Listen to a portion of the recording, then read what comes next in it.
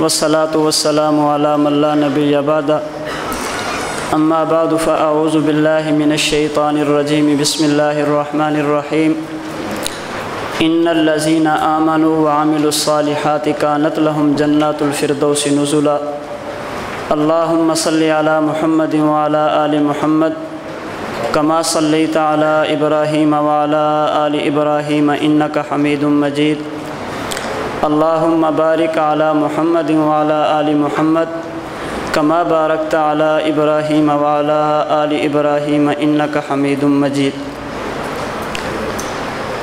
ہمارے پیر و مرشد متکلم اسلام مولانا محمد الیاس گھمن حافظہ اللہ تعالی گفتگو کے دوران ہمیں اکثر فرمایا کرتے ہیں کہ حضرات اہل حدیث غیر مقلدین عوام میں اپنی دعوت کو اور نظریات کو پھیلانے کے لیے عموماً 4 کام کرتے ہیں۔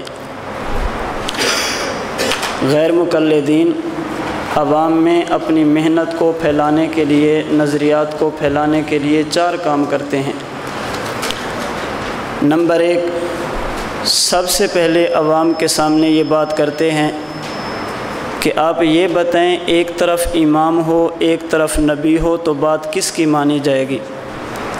ایک طرف حدیث ایک طرف فقہ تو عمل کس پہ کیا جائے گا؟ سب سے پہلے وہ لوگ امام کو اللہ کے نبی کے مقابلے میں کھڑا کرتے ہیں اور عوام سے یہ سوال کرتے ہیں کہ معصوم اور غیر معصوم کی جب بات سامنے آ جائے تو بات کس کی مانی جائے گی؟ صاف ظاہر ہے ہر بندہ جو مسلمان ہو، اللہ کے نبی کا کلمہ پڑھتا ہو، اس کے دل میں حضور کی محبت اور درد موجود ہو تو ہر کلمہ گو مسلمان کی زبان پہ یہ بات آتی ہے کہ ایک طرف امام اور دوسری طرف نبی ہو تو بات نبی کی ماننی چاہیے، امام کی نہیں ماننی چاہیے۔ اسے ہم اپنی زبان میں کہتے ہیں کہ سب سے زیادہ زور وہ مسئلہ تقلید پر دیتے ہیں۔ تقلید یہ شرک فی الرسالت ہے۔ معصوم صرف نبی ہے، کوئی اور معصوم نہیں، اس لیے نبی کے علاوہ کسی کی بات کو نہیں ماننا چاہیے۔ پہلا کام یہ کرتے ہیں۔ نمبر 2، نماز کے وہ مسائل جن میں احادیث 2 طرح کی ہیں۔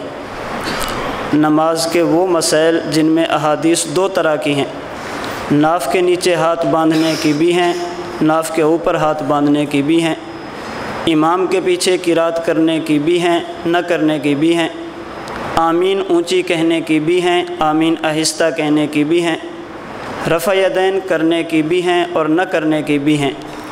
تو نماز کے وہ مسائل جن میں احادیث 2 طرح کی ہیں اور رسول اکرم صلی اللہ علیہ وسلم کا فیصلہ ان احادیث کے بارے میں موجود نہیں۔ پہلے میں آمین اونچی کہتا تھا، اب آہستہ کہتا ہوں۔ پہلے فاتحہ پڑھنے کا حکم تھا، اب نہیں ہے۔ پہلے میں رفع یدین نہیں کرتا تھا، اب کرتا ہوں۔ اللہ کے نبی کا فیصلہ موجود نہیں۔ تو وہ احادیث، وہ مسائل جن میں احادیث 2 طرح کی ہیں اور اللہ کے نبی کا اپنا فیصلہ ان کے بارے میں موجود نہیں۔ غیر مقلدین مہربانی یہ کرتے ہیں کہ اپنے عمل کے مطابق جو حدیث ہے اس کو حدیث کہہ کر عوام کے سامنے لاتے ہیں، اور احناف اور مقلدین کی نماز کے مطابق جو احادیث ہیں ان کو احادیث مانتے بھی نہیں، کہتے بھی نہیں۔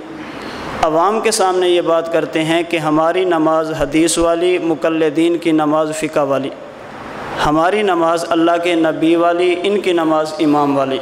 دوسرا کام یہ کرتے ہیں۔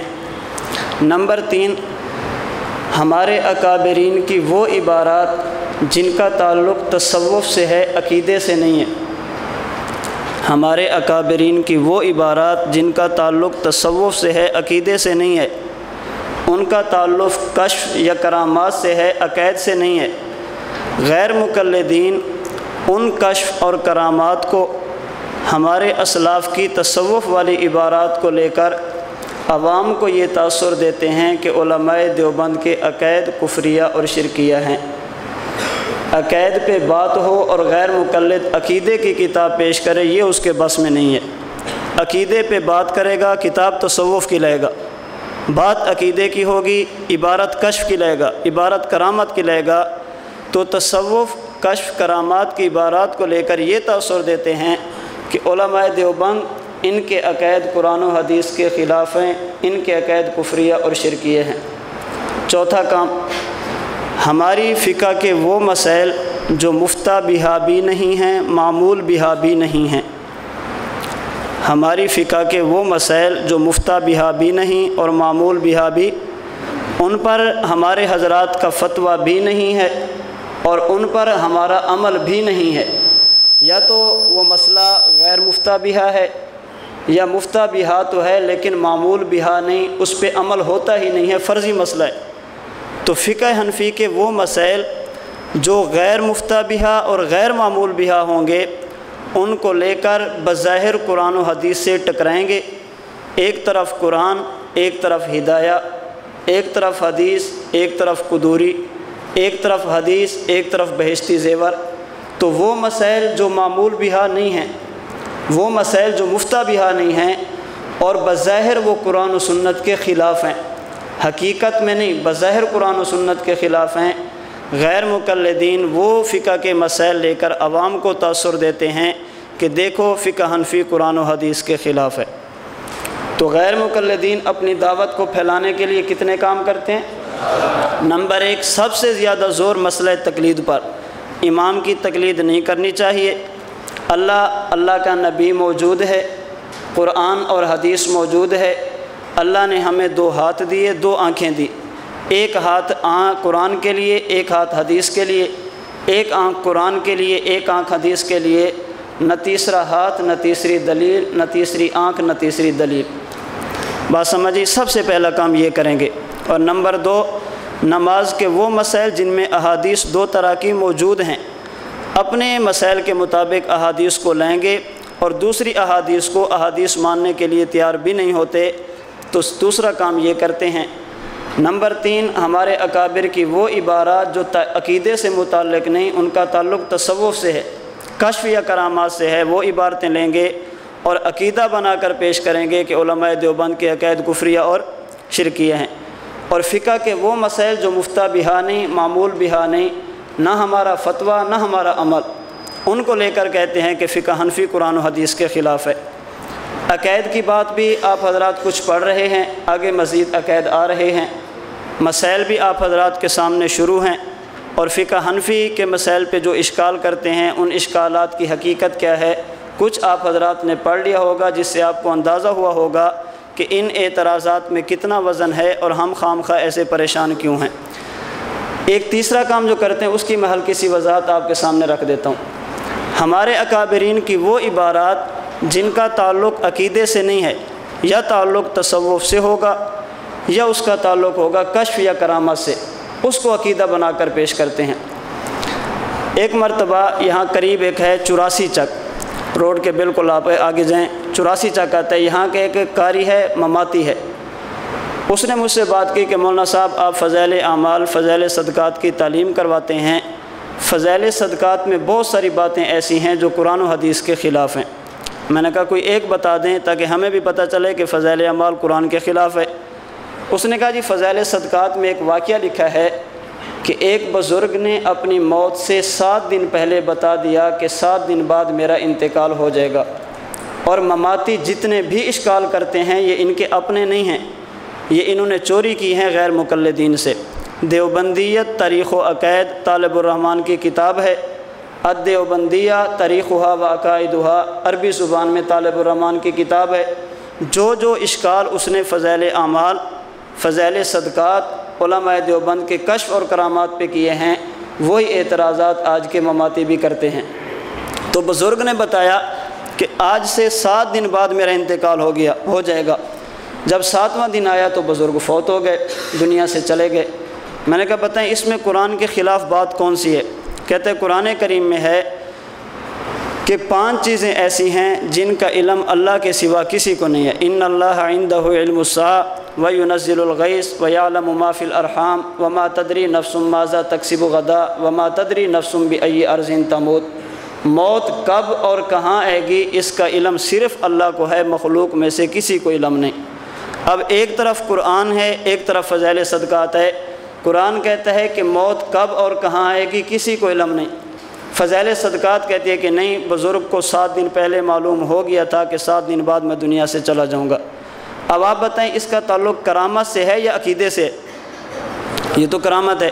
میں نے کہا بہت اچھی بات، فضائل صدقات کو اس لیے چھوڑ دینا چاہیے کہ اس میں یہ واقعہ ہے۔ شیخ الحدیث مولانا زکریا رحمۃ اللہ علیہ کو اس لیے چھوڑ دینا چاہیے کہ انہوں نے یہ واقعہ نقل کیا۔ آپ مجھے بتائیں جس بندے کے ساتھ یہ واقعہ پیش آیا ہر اس بندے کو چھوڑ دینا چاہیے؟ کہتے جی بالکل چھوڑ دینا چاہیے۔ جو شخص وہ واقعہ نقل کرے اس کی کتاب کو بھی چھوڑ دینا چاہیے؟ کہتے بالکل چھوڑ دینا چاہیے۔ میں نے کہا صحیح بخاری پہلی جلد کتاب الجنائز، اس میں امام بخاری نے ایک باب قائم کیا ہے کہ ضرورت کے وقت میت کو ایک جگہ سے دوسری جگہ منتقل کرنا جائز ہے یا نہیں، یہ اس باب کا خلاصہ ہے۔ اس کے تحت حدیث نقل کی سیدنا جابر بن عبداللہ رضی اللہ عنہ، خود بھی صحابی ہیں، والد بھی صحابی ہیں۔ حضرت جابر فرماتے ہیں کہ ایک مرتبہ ہم میدان جنگ میں تھے، صبح جنگ شروع ہونی تھی، ابھی تک جنگ شروع ہوئی نہیں تھی۔ ہم میدان جنگ میں پہنچ گئے، صبح جنگ ہونی تھی۔ رات کو میرے والد حضرت عبداللہ رضی اللہ عنہ نے مجھے بلایا اور بلا کر فرمایا کہ بیٹا جابر، کل مسلمانوں کی اور کافروں کی آپس میں جنگ ہوگی، مسلمانوں میں سے بعض شہید ہوں گے اور کافروں میں سے بعض مردار ہوں گے۔ کل جب جنگ ہوگی، آمنے سامنے ہوں گے، تو سب سے پہلے جو مسلمانوں میں سے شہید ہوگا وہ میں یعنی عبداللہ ہوں گا۔ سب سے پہلے شہید مسلمانوں میں سے کون ہوگا؟ میں ہوں گا۔ اگلے دن میدان جنگ لگا، سب سے پہلے صحابہ میں سے جو شہید ہوئے حضرت عبداللہ تھے۔ میں نے کہا اب صحابی کو چھوڑ دیں، کیوں؟ ایک بندہ 7 دن پہلے بتائے، جس طرح یہ قرآن کے خلاف ہے، اگر ایک دن پہلے بتا دے یہ بھی تو قرآن کے خلاف ہے نا۔ ایک سال پہلے بتائے یا ایک دن پہلے بتائے تو پہلے حضرت صحابی بتا رہے ہیں، امام بخاری اس کو نقل کر رہے ہیں۔ اس لیے اپنے خطیبوں سے کہنا آج کے بعد سریں لگا کر بخاری کے یہ لفظ نہیں کہیں گے من کان یعبد محمدً فإن محمدًا قد مات، یہ بخاری میں ہیں۔ بخاری صحابی کا واقعہ نقل کر رہا ہے اور تردید نہیں کر رہا۔ قرآن کہتا ہے کہ موت کا علم کسی کو نہیں، بخاری صحابی کا فرمان نقل کر رہا ہے کہ موت کا علم پہلے سے ہے۔ آج کے بعد صحابہ کو بھی چھوڑ دو، آج کے بعد بخاری کو بھی چھوڑ دو۔ کہتا ہے مولانا صاحب نہیں چھوڑ سکتے، کیوں؟ اس لیے کہ یہ صحابی کی کرامت ہے۔ میں نے کہا کرامات صحابہ پر ختم نہیں ہو گئی، اگر صحابی سے کرامت ہو سکتی ہے تو خدا کے کسی اور ولی سے بھی کرامت ہو سکتی ہے۔ بات سمجھ آ گئی؟ پروفیسر طالب الرحمن نے اپنی اس کتاب میں کئی طرح کے واقعات نقل کیے ہیں۔ علماء دیوبند کے عقائد یوں ہیں، قرآن کے خلاف ہیں، حدیث کے خلاف ہیں۔ ان میں ایک اشکال انہوں نے یہ اٹھایا کہ اگر کسی کے ہاں اولاد نہ ہو تو یہ تعویذ دیتے ہیں اولاد کے لیے، اگر کسی کے امید لگی ہو تو یہ بتا دیتے ہیں کہ بیٹا ہوگا یا بیٹی ہوگی۔ پھر کرامات نقل کی، فلاں نے بتایا، فلاں نے بتایا، فلاں نے بتایا، ان کی فلاں کتاب میں موجود ہے۔ ہم کہتے ہیں اگر یہ بتانا جرم ہے، تعویذ دینا یہ جرم ہے، تو یہ جرم صرف ہم نہیں کرتے بلکہ آپ بھی کرتے ہیں۔ یہ جرم صرف ہم نہیں کرتے بلکہ آپ بھی کرتے ہیں، اور جو جرم آپ کرتے ہیں شاید وہ دیوبندیوں میں سے کوئی نہ کرتا ہو۔ میں صرف ان کی ایک کتاب کے 1-2 واقعے آپ کو بتا دیتا ہوں کہ ان کی کرامات کیسی ہیں۔ ان کے ایک بزرگ گزرے ہیں صوفی محمد عبداللہ، یہ پہلے غیر مقلد نہیں تھے۔ اسی کتاب کے شروع میں موجود ہے کہ غیر مقلدوں نے اسے افطاری کرا کے غیر مقلد بنایا ہے۔ پہلے نہیں تھے، پہلے افطاری پہ بلایا، کسی کو مال کے بلپوتے پہ بناتے ہیں، کسی کو کسی اور بنیادوں پہ بناتے ہیں۔ دلیل کی بنیاد پہ غیر مقلد بنانا بہت مشکل ہوتا ہے۔ تو صوفی صاحب کی کرامتیں صوفی محمد عبداللہ کے نام سے کتاب چھپی، اس میں موجود ہیں، بڑی عجیب کرامتیں ہیں۔ مثلا ایک مرتبہ ایک بندہ ان کے پاس آیا اور آ کر کہنے لگا حضرت میرے ہاں ہمیشہ لڑکی پیدا ہوتی ہے، لڑکا پیدا نہیں ہوتا، دعا کریں۔ اب صوفی صاحب دعا نہیں کر رہے، اللہ سے لڑکا لے کے دے رہے ہیں، وہ کیسے؟ کتاب میں موجود ہے، صوفی صاحب نے زمین پہ لکیر کھینچی، فرمایا 1، دوسری کھینچی فرمایا 2، تیسری کھینچی فرمایا 3، چوتھی کھینچنے لگے، ابھی 4 کہنا تھا، اس بندے نے ہاتھ پکڑ لیا، کہا حضرت بس 3 ہی کافی ہیں، 3 ہی کافی ہیں۔ اب چونکہ چوتھی لکیر تھوڑی سی کھینچی تھی، مکمل نہیں تھی، اس لیے اللہ رب العزت نے اس بندے کو 3 لڑکے عطا فرمائے، اور چوتھا لڑکا مکمل نہیں ہوا تھا، 4 مہینے کا حمل تھا، وہ ساقط ہو گیا۔ ہم کہتے ہیں اگر ہم تعویذ دیں تو یہ قرآن کے خلاف ہے تم زمین پہ لکیریں کھینچ کے دو، یہ قرآن کس کی آیت کے مطابق ہے؟ بات سمجھی؟ بلکہ اس سے بھی بڑھ کے ہے، ایک مرتبہ ایک عورت ان کے پاس ہی، حضرت ہمارے ہاں اولاد نہیں ہوتی، حضرت نے فرمایا کہ منہ کھولو، بڑا لمبا ہے، پہلے فرمایا کہ میرے خود اولاد نہیں ہے، میں کیا کروں؟ پھر جوش میں آ کر فرمایا منہ کھولو، اس نے منہ کھولا، حضرت نے اس میں پھونک دی اور تھوک بھی ڈالا، پھونک بھی ماری اور تھوک بھی ڈالا، جس کی وجہ سے اس کو اولاد ہو گئی۔ ہم کہتے ہیں اگر ہم تعویذ دیں، اولاد ہمارے تعویذوں سے نہیں ہوتی، اولاد کسی سے کے ملنے سے ہوتی ہے، اور اگر یہ تو قرآن کے خلاف ہے، اگر تمہاری پھونک سے حمل ہو جائے، یہ قرآن کی کس آیت کے مطابق ہے؟ بات سمجھ آ گئی؟ تو یہ لوگ خام خواہ ہمارا عقیدہ نہیں ہوتا، اس کو عقیدہ بناتے ہیں، پھر قرآن کی آیت سے ٹکراتے ہیں۔ یہ دیکھو دیوبندیوں کا عقیدہ ہے۔ تو تیسرا کام یہ لوگ کرتے ہیں، ہمارے اسلاف کی وہ عبارات جن کا تعلق عقائد سے نہیں بلکہ تصوف سے ہے، ان کا تعلق کشف یا کرامات سے ہے، ان کو عوام کے سامنے عقیدہ بنا کر پیش کریں گے کہ علماء دیوبند کے عقائد کفریہ اور شرکیہ ہیں۔ تو ان لوگوں نے ہمارے ساتھ اختلاف کیا ہے عقائد میں بھی اور مسائل میں بھی، عقائد میں بھی اختلاف ہے، مسائل میں بھی اختلاف ہے، اور شریعت کی بنیاد وہ بھی انہی دو چیزوں پہ ہے، نمبر 1 عقائد اور نمبر 2 مسائل۔ تمام عقائد میں بنیادی عقیدہ وہ عقیدہ توحید ہے، اور تمام مسائل میں بنیادی مسئلہ وہ مسئلہ تقلید ہے۔ عقائد میں بنیادی عقیدہ عقیدہ توحید، اور تمام مسائل میں بنیادی مسئلہ مسئلہ تقلید۔ عقائد میں سے اگر عقیدہ توحید کو نہ مانیں تو باقی عقائد ماننے کا فائدہ نہیں ہے، اگر عقیدہ توحید کو نہ مانیں تو باقی عقائد ماننے کا فائدہ نہیں، اور مسائل میں اگر مسئلہ تقلید کو نہ مانیں تو باقی مسائل پر عمل کرنا ممکن نہیں۔ میں فائدے کی بات نہیں کر رہا، عقائد میں عقیدہ توحید نہ مانیں تو باقی عقائد ماننے کا فائدہ نہیں، اور مسائل میں اگر مسئلہ تقلید نہ مانیں تو باقی مسائل پر عمل کرنا۔ ایک بندہ یہ کہے کہ میں صرف قرآن و حدیث پر ہی عمل کروں گا، کسی امام کا قول، کسی امام کی فقہ اور کسی امام کے مسائل کی مجھے ضرورت نہیں ہے، یہ بندہ دنیا میں شریعت کے مطابق ایک قدم بھی نہیں اٹھا سکتا۔ تو مسئلہ تقلید اگر نہ مانیں تو باقی مسائل ماننے کا فائدہ نہیں ہے۔ اسی وجہ سے حضرت اکاڑوی رحمۃ اللہ علیہ فرمایا کرتے تھے، حضرت اکاڑوی رحمۃ اللہ علیہ کی تعبیرات بڑی عجیب ہوتی تھی، آسان بھی ہوتی تھی، ہر بندہ ان کو بڑی آسانی سے سمجھتا تھا۔ حضرت فرماتے ہیں چونکہ بنیادی عقیدہ توحید اور بنیادی مسئلہ تقلید ہے، اس لیے اللہ رب العزت نے قرآن کریم کی سب سے پہلی سورۃ الفاتحہ میں توحید بھی بیان کر دی، تقلید بھی بیان کر دی۔ اور اس کو سمجھانے سے پہلے حضرت بطور لطیفے کے فرماتے تھے، آج علماء اہل سنت والجماعت کے ساتھ اہل الہاد اور اہل بدعت یہ جو جھگڑتے ہیں اس کی بنیاد فاتحہ ہے۔ کوئی ہم سے جھگڑتا ہے فاتحہ خلف الامام پہ، اور کوئی ہم سے جھگڑتا ہے فاتحہ علی الطعام پہ۔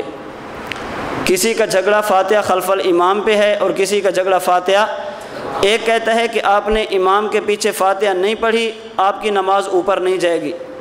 ایک کہتے چونکہ آپ نے کھانے پر فاتحہ نہیں پڑھی، اس کا ثواب والد صاحب کو نہیں ملے گا۔ تو ایک کہتے ہیں امام کے پیچھے نہ پڑھو تو نماز نہیں ہوتی، ایک کہتے ہیں کھانے پر نہ پڑھو تو ثواب نہیں ہوتا۔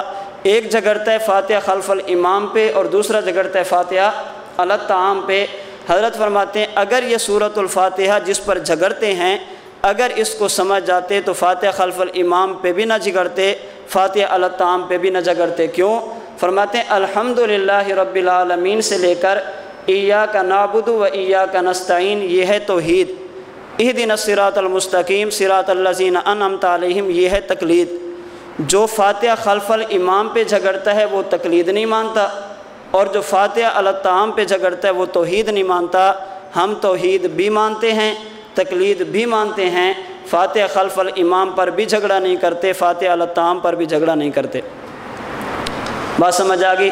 تو سورۃ الفاتحہ میں بنیادی عقیدہ بھی ہے اور سورۃ الفاتحہ میں بنیادی مسئلہ بھی ہے۔ اللہ رب العزت نے سب سے پہلی صورت میں اس کو ذکر فرما کر اشارہ کر دیا کہ عقیدے میں تمام عقیدوں کی بنیاد وہ توحید، اور مسائل میں تمام مسائل کی بنیاد وہ مسئلہ تقلید ہے۔ مسئلہ تقلید کی اہمیت کیا ہے؟ اس پہ 2-3 اہمیتیں ذہن میں رکھیں کہ مسئلہ تقلید کتنا اہم ہے۔ نمبر 1، اگر کوئی شخص یہ چاہتا ہے کہ دنیا میں فتنوں کا دروازہ بند ہو جائے تو اسے چاہیے کہ تقلید کا راستہ اختیار کرے۔ تقلید یہ فتنوں کے راستے میں دروازہ اور رکاوٹ ہے، اور ترک تقلید یہ تمام فتنوں کی بنیاد ام الفتن ہے۔ دنیا میں جب بھی کوئی بندہ گمراہ ہوا اس کی بنیادی وجہ ترک تقلید ہے۔ ترک تقلید کا معنی اپنے اسلاف پر بد اعتمادی۔ ہم رجال و نحن رجال، وہ بھی انسان ہم بھی انسان۔ جس بندے کے ذہن میں یہ بات آ جائے نا، حضرت مدنی بھی تو انسان تھے نا، مولانا نانوتوی بھی تو انسان تھے، امام اعظم ابو حنیفہ بھی تو انسان تھے، جس کے ذہن میں یہ بات آ جائے پھر اس بندے کی گمراہی شروع ہوتی ہے۔ اور جو بندہ اسلاف پر اعتماد کرے کہ میرے اسلاف غلط نہیں ہو سکتے، خدا کی قسم اس کی گمراہی کے چانس نہ ہونے کے برابر ہوتے ہیں۔ جو اکابرین پر اعتماد کرے، امام اہل سنت شیخ التفسیر والحدیث حضرت مولانا شیخ سرفراز خان صفدر رحمۃ اللہ علیہ فرمایا کرتے تھے کہ میں جب کسی مسئلے پہ تحقیق کرتا ہوں، کسی مسئلے پہ تتبع، جستجو اور تلاش میں لگتا ہوں، بسا اوقات میں اس نتیجے پہ پہنچتا ہوں اس مسئلے میں میرے اکابرین سے خطا ہوئی، میری تحقیق ٹھیک ہے، اکابرین سے خطا ہو گئی، مجھے اپنی تحقیق اکابرین کی تحقیق کے خلاف ان کی غلط اور اپنی درست نظر آتی ہے، لیکن میں خاموش ہو جاتا ہوں، اپنی تحقیق کو عوام کے سامنے نہیں لاتا، اس کو دبا لیتا ہوں۔ ایک وقت آتا ہے اللہ مجھ پہ مسئلہ کھول دیتے ہیں اور مجھے بات سمجھ آ جاتی ہے کہ سرفراز تجھ سے خطا ہوئی ہے، تیرے اکابرین کا موقف اس مسئلے میں واقعی ٹھیک تھا۔ یہ کس کا جملہ ہے؟ امام اہل سنت شیخ سرفراز خان صفدر کا۔ آپ ان کو دیکھیں اور اپنے آپ کو دیکھیں۔ آج ہم کہتے ہیں کہ فلاں نے ایسا کیا، فلاں ایسا ہے، اس کی اپنی زندگی دیکھیں۔ اور امام اہل سنت رحمۃ اللہ علیہ ہمارے شیخ فرمایا کرتے ہیں، حضرت فرماتے ہیں میں نے خود اپنے کانوں سے سنا، بڑے استاد جی فرماتے ہیں کہ ایک مرتبہ حضرت شیخ نے درس قرآن کے دوران فرمایا، درس قرآن دیتے تھے، درس قرآن کے دوران فرمایا کہ میں دارالعلوم دیوبند پڑھتا تھا، ایک دن میں رات تک مطالعہ کرتا رہا، میں صبح کی نماز کے لیے اٹھا تو میری ایک رکعت رہ گئی۔ جب میں نے نماز مکمل کی، شیخ العرب والعجم حضرت مولانا سید حسین احمد مدنی رحمۃ اللہ علیہ نے مجھے بلایا، فرمایا کہ سرفراز بیٹا تمہاری ایک رکعت کیوں رہ گئی؟ استاد جی نے اتنا جملہ فرمایا، حضرت شیخ فرماتے ہیں 40 سال ہو گئے میری تکبیر اولیٰ بھی فوت نہیں ہوئی۔ ہم سمجھتے ہیں امام اہل سنت شاید زیادہ پڑھنے سے بنے، کتابیں لکھنے سے بنے ہیں، بندہ ادب کی وجہ سے جہاں پہنچتا ہے خدا کی قسم مطالعے کی وجہ سے نہیں پہنچ سکتا۔ ادب کی وجہ سے بندہ جہاں جاتا ہے اپنے علم کی بنیاد پہ نہیں جا سکتا۔ آج 2 حرف پڑھنے آ جائیں، سب سے پہلے ہماری زبان اپنے اکابرین کے خلاف، سب سے پہلے ہم اپنوں کے خلاف بولتے ہیں، فلاں ایسا فلاں ایسا فلاں ایسا۔ پہلے تو کام کرتے نہیں، اگر کام شروع کر دیں تو سب سے پہلے ہمارے سامنے ہمارے اپنے ہوتے ہیں، سب سے پہلے ان کی ٹانگیں کھینچتے ہیں، یہ ہمارے راستے میں رکاوٹ کیوں بنے ہیں۔ تو حضرت شیخ فرماتے ہیں استاد نے اتنا جملہ کہا 40 سال ہو گئے میری تکبیر اولیٰ بھی فوت نہیں ہوئی۔ ہمارے شیخ واقعہ سنایا کرتے ہیں، بڑا مشہور واقعہ ہے، شاید آپ نے نام سنا ہو، ایک پاکستان کے بہت بڑے عالم گزرے ہیں مولانا عبدالعزیز پرہاڑوی رحمۃ اللہ علیہ، مظفر گڑھ میں علاقہ سینامہ کوٹدو، وہاں کے رہنے والے تھے۔ حضرت کا جب انتقال ہوا تو عمر 32 سال تھی، 32 سال کی عمر میں حضرت کا انتقال ہو گیا، اور 300 کے قریب کتابیں تصنیف فرمائی ہیں مولانا پرہاڑوی نے، اور لکھی کیسے ہیں آپ حیران ہوں گے۔ جب یہ پڑھنے کے لیے گئے تو ان کو سبق یاد نہیں ہوتا تھا، استاد پڑھاتا، یہ سبق میں بیٹھتے، محنت کرتے، سبق یاد نہیں ہوتا۔ اگلے دن استاد سنتے، ان کو سبق نہ آتا تو جس طرح طلباء کا مزاج ہوتا ہے، طلباء ان پہ طنز کرتے، ان پہ تان کرتے، ان کو تان و تشنیع کا نشانہ بناتے، یہ بڑے دل برداشتہ ہوتے، محنت بھی کرتا ہوں پھر بھی سبق یاد نہیں ہوتا۔ ایک وقت آیا استاد بیمار ہو گئے جس کے پاس پڑھتے تھے، جب استاد بیمار ہوئے تو تمام طلباء نے اپنے بستر اٹھائے اور یہ کہہ کر وہاں سے چلے گئے، ہم تو آئے تھے پڑھنے کے لیے، یہاں تو معاملہ الٹ ہے، استاد پڑھانے کے قابل نہیں ہے، اس لیے ہم کسی اور جگہ پہ جاتے ہیں اور وہاں جا کر پڑھتے ہیں۔ سارے طلباء چلے گئے، مولانا پرہاڑوی وہاں سے نہیں گئے۔ استاد نے دیکھا پرہاڑوی بیٹھا ہے، بیٹا عبدالعزیز آپ نہیں گئے؟ تو مولانا پرہاڑوی فرمانے لگے استاد جی جب تک آپ ٹھیک تھے آپ نے ہمیں پڑھایا، آپ نے ہماری خدمت کی، آج آپ کو ہماری خدمت کی ضرورت پڑ گئی، اس حالت میں آپ کو چھوڑ کے چلے جائیں، یہ تو انسانیت کے بھی خلاف ہے۔ ایک مسئلہ ہے استاد شاگرد کا، ایک مسئلہ انسانیت کا، یہ شاگرد کے خلاف نہیں، یہ انسانیت کے خلاف ہے۔ بس اس کے بعد مولانا پرہاڑوی نے زیادہ پڑھا نہیں ہے۔ استاد کی خدمت کی، استاد نے دعائیں دی، استاد کا ادب کیا۔ پھر آپ پوری تاریخ اٹھا کر دیکھیں، میں اس صدی گزشتہ صدی کی بات نہیں کرتا، آپ پوری تاریخ اٹھا کر دیکھیں، آپ کو پوری تاریخ میں ایک بندہ ملے گا مولانا عبدالعزیز پرہاڑوی، جب پڑھنے کے لیے بیٹھتے ادھر تفسیر رکھتے ادھر حدیث رکھتے، ایک ہی وقت میں دائیں آنکھ سے تفسیر کا مطالعہ کرتے، بائیں آنکھ سے حدیث کا مطالعہ کرتے، اور جب لکھنے کے لیے بیٹھتے دائیں ہاتھ میں بھی قلم ہے بائیں ہاتھ میں بھی قلم ہے، اس ہاتھ سے کتاب الگ لکھتے، اس ہاتھ سے کتاب الگ لکھتے، ایک ہی وقت میں دو دو کتابیں لکھتے، اور فرمایا کرتے تھے دنیا والوں اگر پاؤں کے ساتھ لکھنے میں علم اور قلم کی توہین نہ ہوتی، خدا نے مجھے اتنی صلاحیت دی ہے میں ایک وقت میں 4 کتابیں بھی لکھ سکتا ہوں۔ اس مقام پہ مطالعے کی بنیاد پہ نہیں پہنچے، علم کی بنیاد پہ نہیں پہنچے، اس مقام پہ پہنچے ہیں ادب کی وجہ سے، اعتماد کی وجہ سے، خدمت کی وجہ سے۔ ہم مطالعے پہ بہت زور دیتے ہیں، علم پہ بہت زور دیتے ہیں، اس کا نتیجہ کیا نکلتا ہے؟ جو ہی تھوڑا سا مطالعہ، تھوڑا سا علم آیا، 2 حرف بولنے آ گئے، تھوڑی سی زبان کھل گئی، تو ہماری زبان سب سے پہلے اپنوں کے خلاف چلتی ہے۔ تو اگر بڑوں پر اعتماد ہو جائے، اکابرین پر اعتماد ہو جائے تو بندہ گمراہ نہیں ہوتا۔ تو حضرت شیخ صاحب کیا فرماتے ہیں کہ مجھے اپنی تحقیق صحیح نظر آتی ہے، اکابرین کی خطا نظر آتی ہے، لیکن میں خاموش ہو جاتا ہوں۔ ایک وقت آتا ہے اللہ مجھے سمجھا دیتے ہیں کہ نہیں، مسئلہ تیرا ٹھیک نہیں، مسئلہ تیرے اکابرین کا ٹھیک ہے۔ ایک اور واقعہ ہمارے زمانے میں ملتا ہے حضرات کی، غالباً مولانا قاسم نانوتوی کا ہے یا یہ واقعہ ہے مولانا انور شاہ کشمیری کا، ان 2 حضرات میں سے کسی کا ہے۔ ایک مرتبہ ایک غیر مقلد ان کے پاس گیا اور مختلف مسائل پر ان سے گفتگو کی، یہ مسئلہ یہ مسئلہ یہ مسئلہ یہ مسئلہ۔ حضرت نے دلیلوں کے ساتھ ان کے ساتھ گفتگو کی، جواب دیے۔ جب وہ غیر مقلد تنگ آ گیا، دلائل سے تنگ آ گیا، تو جاتے جاتے حضرت پہ حملہ کیا۔ غیر مقلدوں کی عادت ہوتی ہے، استاد جی کا اس پہ مستقل بیان ہے، شیطان اور خناس۔ شیطان کی محنت ہوتی ہے کہ بندہ نیکی نہ کرے، اور خناس کی محنت ہوتی ہے کہ نیکی کرے لیکن بچا نہ سکے۔ نیکی کر تو لی ہے، اب اس پہ ایسا حملہ کرو بچا نہ سکے۔ شیطان کو آپ جانتے ہیں، خناس یہ غیر مقلد ہے، اس کی محنت ہوتی ہے کہ بندہ نیکی بچا نہ سکے۔ اب اس نے جاتے جاتے حملہ کیا، جملہ کہا کہ مولانا مجھے بہت تعجب ہوا، آپ جیسا عالم بھی تقلید کرتا ہے۔ اتنا بڑا عالم، علم کا سمندر، علم کا پہاڑ، پھر بھی تقلید کرتے ہو۔ اگر ہمیں کوئی کہہ دے تو ہم کہیں گے یار بات تو تیری ٹھیک ہے، اللہ نے ہمیں اتنا دیا تو ہمیں کسی کی بات ماننے کی کیا ضرورت ہے؟ اگر ہمیں کوئی کہہ دے تو کہنے لگا حضرت مجھے بہت افسوس ہوا، آپ جیسا عالم بھی تقلید کرتا ہے۔ حضرت نے جواب دیا تیرے افسوس سے زیادہ مجھے افسوس ہوتا ہے جب مجھ جیسا عالم تقلید کرتا ہے، مجھے اور زیادہ افسوس ہے کہ تجھ جیسا جہل بھی تقلید نہیں کرتا۔ بابا جب مجھ جیسا جہل بڑوں پہ اعتماد کر سکتا ہے تو جہل کو تو زیادہ کرنا چاہیے نا، بات سمجھ آئی؟ یہ ہوتا ہے اسلاف پر اعتماد۔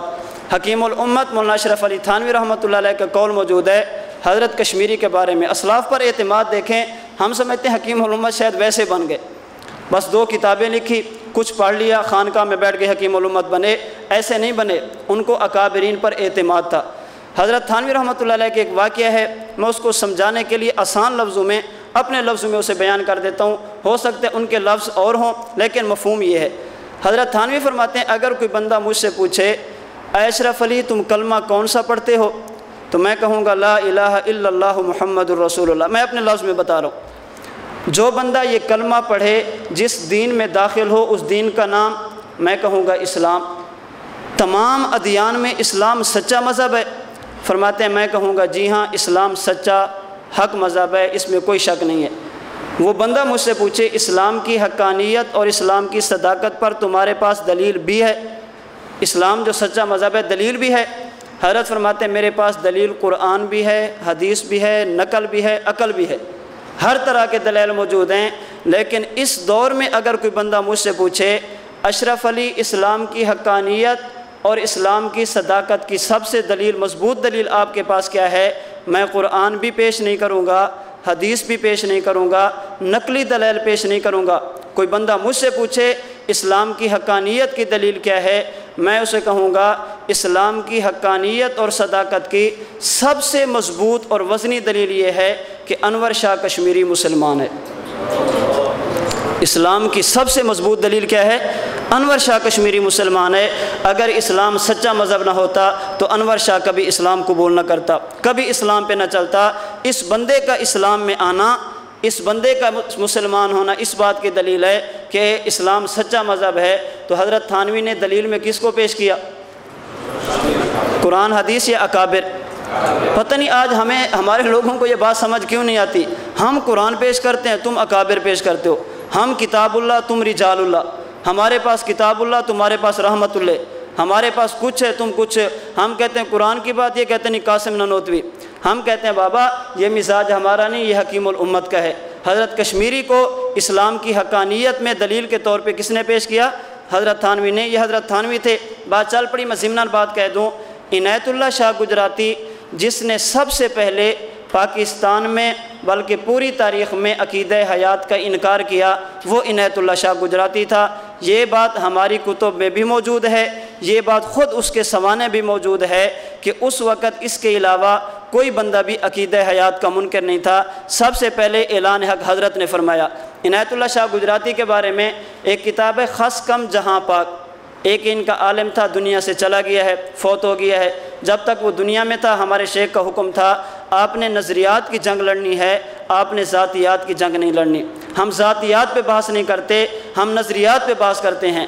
دنیا میں موجود ہو ہم پھر بھی عقیدے اور مسئلے کی بات کرتے ہیں، دنیا سے چلا جائے ہم پھر بھی عقیدے اور مسئلے کی بات کرتے ہیں۔ نہ زندگی میں ذاتیات کو چھیڑتے ہیں اور نہ موت کے بعد ذاتیات کو چھیڑتے ہیں۔ دنیا سے چلا گیا، اس کے خلاف مماتیوں نے خود کتاب لکھی خس کم جہاں پاک۔ جتنی مٹی کم ہوگی اتنا زیادہ صفائی ہوگی، اس کو وہ مٹی سمجھتے ہیں۔ اس کتاب میں موجود ہے، عنایت اللہ شاہ گجراتی کے بارے میں یہ کہتا ہے کہ میں نے پڑھا تو حضرت انور شاہ کشمیری کے پاس ہے، لیکن وہاں رہ کر مجھے ایمان کی سمجھ نہیں ہے۔ ہم کہتے ہیں واقعی تجھے عقیدہ حیات کا انکار کرنا چاہیے تھا۔ جس بندے کو کشمیری کی خدمت میں رہ کر ایمان سمجھنا ہے اس کو اور کہاں سے سمجھ آئے گا؟ اس نے تو گمراہ ہونا ہی ہے۔ تو حضرت تھانوی رحمۃ اللہ علیہ نے کس کو پیش کیا؟ اکابرین کو۔ اکابرین پر اعتماد، علماء پر اعتماد ہم بھی کرتے ہیں، غیر مقلد بھی کرتے ہیں۔ فرق یہ ہے ہم کرتے بھی ہیں کہتے بھی ہیں، غیر مقلد اعتماد کرتے ہیں مگر کہتے نہیں ہیں۔ ایک مرتبہ اسا جی کا بحرین کا سفر تھا، وہاں پہ ایک لڑکا ملا، مولانا اللہ کہاں پہ موجود ہے؟ اسا جی نے فرمایا جی ہر جگہ پہ، دلیل بھی ہے۔ اسا جی نے فرمایا قرآن کریم کے پہلے پارے میں ہے وَلِلَّهِ الْمَشْرِقُ وَالْمَغْرِبُ فَأَيْنَمَا تُوَلُّوا فَثَمَّ وَجْهُ اللَّهِ۔ مشرق بھی اللہ کا، مغرب بھی اللہ کا، تم جدھر منہ کرو گے ادھر اللہ کی ذات اور خدا کا چہرہ موجود ہے۔ کہنے لگا مولانا فَثَمَّ وَجْهُ اللَّهِ، اس کا معنی یہ ہے کہ وہاں اللہ کا علم موجود ہے، اللہ کی ذات موجود نہیں ہے۔ اسا جی نے فرمایا میں نے سامنے دیکھا، ترجمہ احسن البیان غیر مقلدوں کا ہے، وہ پڑھا ہوا تھا، میں نے کہا یہ اٹھا کے لے آؤ۔ اسی آیت کو اٹھا کر دیکھا تو مولانا محمد جونا گڑھی غیر مقلد، اس نے اس آیت کا ترجمہ کیا مشرق بھی اللہ کا، مغرب بھی اللہ کا، جدھر تم منہ کرو ادھر منہ اللہ کا، جدھر تم منہ کرو ادھر منہ اللہ کا۔ صحیح فرمایا کہ بیٹا یہ بتا منہ علم کا ہوتا ہے یا ذات کا ہوتا ہے؟ منہ علم کا ہوتا ہے یا ذات کا ہوتا ہے؟ فوراً کہنے لگا میں شیخ صاحب سے پوچھ کر بتاؤں گا۔ صحیح فرمانے لگے تم شیخ سے نہ پوچھو، تم اللہ سے پوچھو۔ شیخ سے نہ پوچھو، کس سے پوچھو؟ اللہ سے پوچھو۔ اگر ہم کہیں کہ ہم امام اعظم ابو حنیفہ سے پوچھتے ہیں، آپ کہتے ہیں شرک ہے، ہم امام صاحب سے پوچھیں تو شرک، تم شیخ صاحب سے پوچھو تو ایمان۔ یہ دوغلی پالیسی، لینے کے پارٹ اور دینے کے پارٹ اور، اپنی باری ہے تو بات کچھ ہو، دوسرے کی باری ہے تو بات کچھ ہو۔ ترازو ایک رکھو، ترازو کو بدلو نہ، ایک ہی پیمانہ طے کر دو، یا شیخ سے پوچھنا ہے یا اللہ سے پوچھنا ہے۔ جب شیخ کی باری ہے اللہ کی طرف دوڑتے ہو، اللہ کی باری ہے تم شیخ کی طرف دوڑتے ہو۔ غیر مقلد ہمیشہ ایک جگہ پہ ٹکتا نہیں ہے، کبھی قرآن، کبھی حدیث، کبھی مکہ، کبھی مدینہ، کبھی امام بخاری، کبھی محدثین، کبھی فقہا، یہ دوڑتا رہتا ہے، ایک جگہ پہ ٹکتا نہیں ہے۔ آپ قرآن پیش کریں گے، حدیث پیش کریں گے، بھی نماز میں رفع یدین نہیں کرنا چاہیے، یہ کہے گا کہ مکہ مدینہ میں تو ہو رہا ہے، مکہ مدینہ میں تو رفع یدین ہے۔ آپ کہیں کہ مکہ مدینہ میں تراویح 20 رکعت ہے، کہے گا بخاری میں تو 8 ہے۔ بخاری میں کتنی ہے؟ 8 ہے۔ آپ کہیں گے بخاری میں ہے کہ 3 طلاقیں 3 ہوں گی، یہ کہتے ہیں مسلم میں تو 1 ہے۔ بات سمجھی؟ ہم نہیں بدلتے، بات اچھی طرح سمجھیں۔ اگر آپ سے کہہ دے آپ مکہ مدینہ والوں کی 20 رکعت تراویح مانتے ہیں، ان کا رفع دین کیوں نہیں مانتے؟ ہم کہتے ہیں ہماری بنیاد ایک ہے، امام اعظم ابو حنیفہ، مکہ مدینہ والے مل جائیں تو ٹھیک ہے، نہ ملے تو ٹھیک ہے، بخاری ملے تو ٹھیک ہے، مسلم ملے تو ٹھیک ہے، ہم ایک بنیاد پہ کھڑے ہیں، ہمارے پاس قرآن بھی آ جاتا ہے، حدیث بھی آ جاتی ہے، ہم امام صاحب سے دائیں بائیں نہیں جاتے، پھسلتے نہیں ہیں۔ مکہ مدینہ والے ایک بنیاد پہ کھڑے ہیں، ان کے پاس ہے امام احمد بن حنبل، حنفی مل جائیں تو ٹھیک ہے، حنفی نہ ملیں تو ٹھیک ہے، ہم ایک بنیاد پہ کھڑے ہیں، اور جو ایک بنیاد پہ کھڑا ہو وہ پھسلتا نہیں، جس کی بنیاد ہی موجود نہ ہو وہ کبھی دائیں جاتا ہے اور کبھی بائیں جاتا ہے۔ بات سمجھی؟ تو شیخ صاحب سے پوچھنا اس کا معنی اعتماد ہے یا نہیں؟ بتائیں۔ جو بندہ کہتا ہے کہ میں اپنے عالم سے پوچھ کر بتاؤں گا، اپنے عالم سے تحقیق کر کے بتاؤں گا۔ اکاڑے کے ہمارے ایک بزرگ تھے، پہلے جہادی ایک جماعت میں تھے، لشکر طیبہ میں، ان کو فنڈ دیتے تھے۔ استاد جی کے بیان سنے تو حنفی ہو گئے۔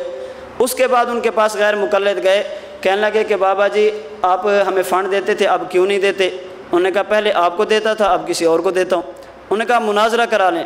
فرمانے لگے کہ جب آپ کو دیتا تھا اس وقت مناظرہ کرا کے دیتا تھا، آپ کو بھی بغیر مناظرے کے دیتا تھا، ان کو بھی دیتا ہوں۔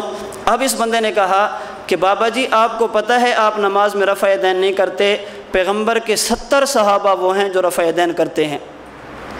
اب یہ بات اگر کسی دورہ حدیث والے کے سامنے کرے نا تو شاید ایک مرتبہ اس کے بھی پاؤں کے نیچے سے زمین نکل جائے، جب 70 صحابہ کرتے ہیں تو ہم کیوں نہیں کرتے؟ تو بابا جی سے اس نے کہا کہ بابا جی 70 صحابہ وہ ہیں جو رفع دین۔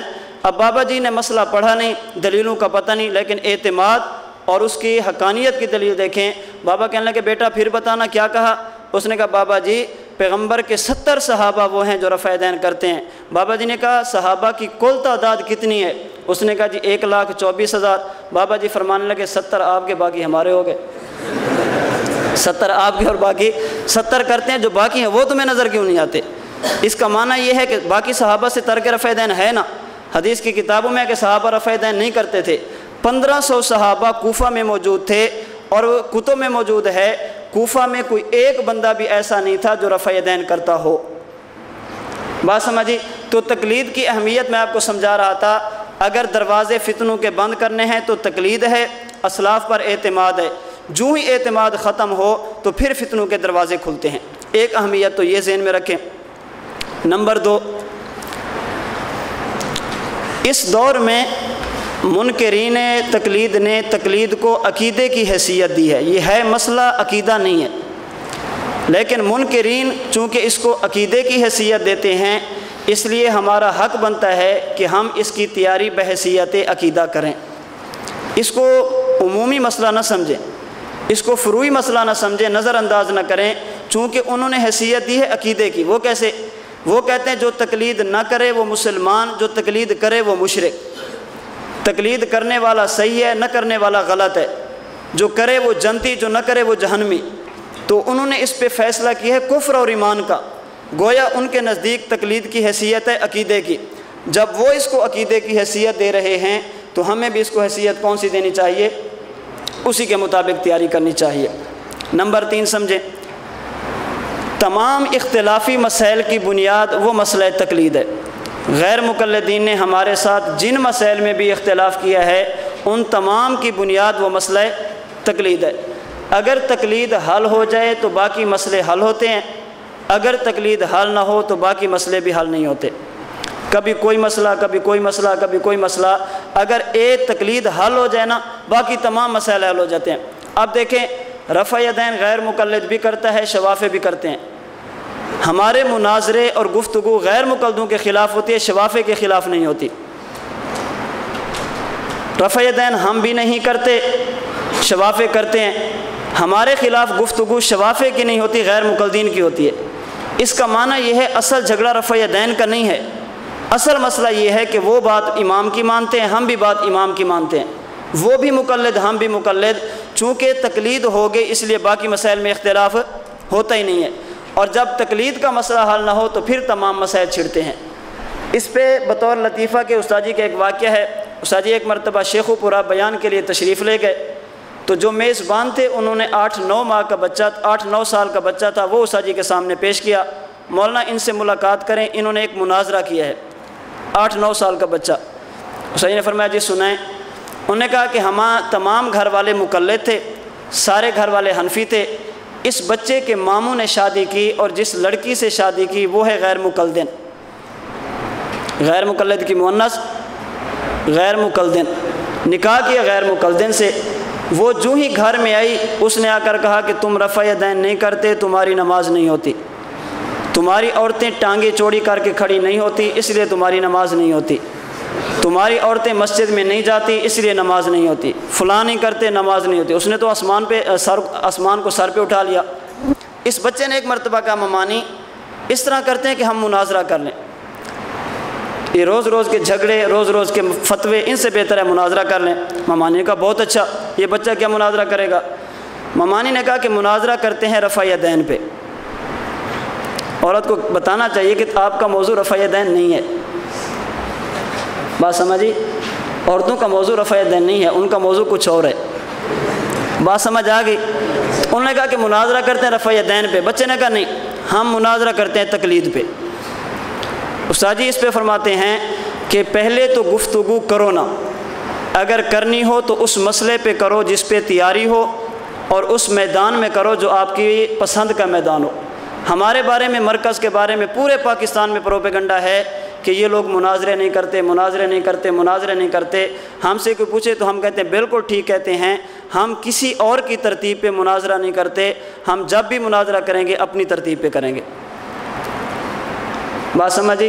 یہ تو نہیں ہے آپ کو کسی نے کہا چیلنج کیا، آپ نے چیلنج قبول کر لیا، استاد جی اگر آپ نہ آئے تو ہماری بدنامی ہوگی، اور اگر ہم کہتے ہیں ہم چلے گئے تو مسئلہ کی بدنامی ہوگی، اس لیے آپ کی بدنامی برداشت ہے، مسئلہ کی بدنامی برداشت ہے۔ وہ چیلنج کرتے ہیں، اس کے چیلنج کو سمجھو۔ اس پہ استاد جی کا مستقل تفصیلی بیان موجود ہے۔ اگر کسی نے مناظرہ کرانا ہے پھر ہمارے مرکز کی ترتیب ہے، جس مسئلے پہ مناظرہ ہے سب سے پہلے ہمیں 10 بندے دو، ہم اس مسئلے کو وہ 10 بندوں کو وہ مسئلہ سمجھائیں، ان کو سمجھ آ گیا، پھر اپنے علاقے میں اسی مسئلے پہ کورس رکھو۔ آپ ہمیں 20 بندے دو، 30 بندے دو، 40 بندے دو، ہم ان کو وہ مسئلہ کورس میں سمجھائیں۔ اس کے بعد اسی مسئلے میں آپ اپنی مسجد میں جلسہ رکھو، ہم جلسے میں وہ مسئلہ بیان کریں۔ اس کے بعد اگر مناظرے کی ضرورت پڑے تو پھر ہمیں بتانا۔ بات سمجھیے، ہم اب کسی کی ترتیب پہ نہیں جاتے، ہم مناظرہ کرتے ہیں بڑے شوق سے۔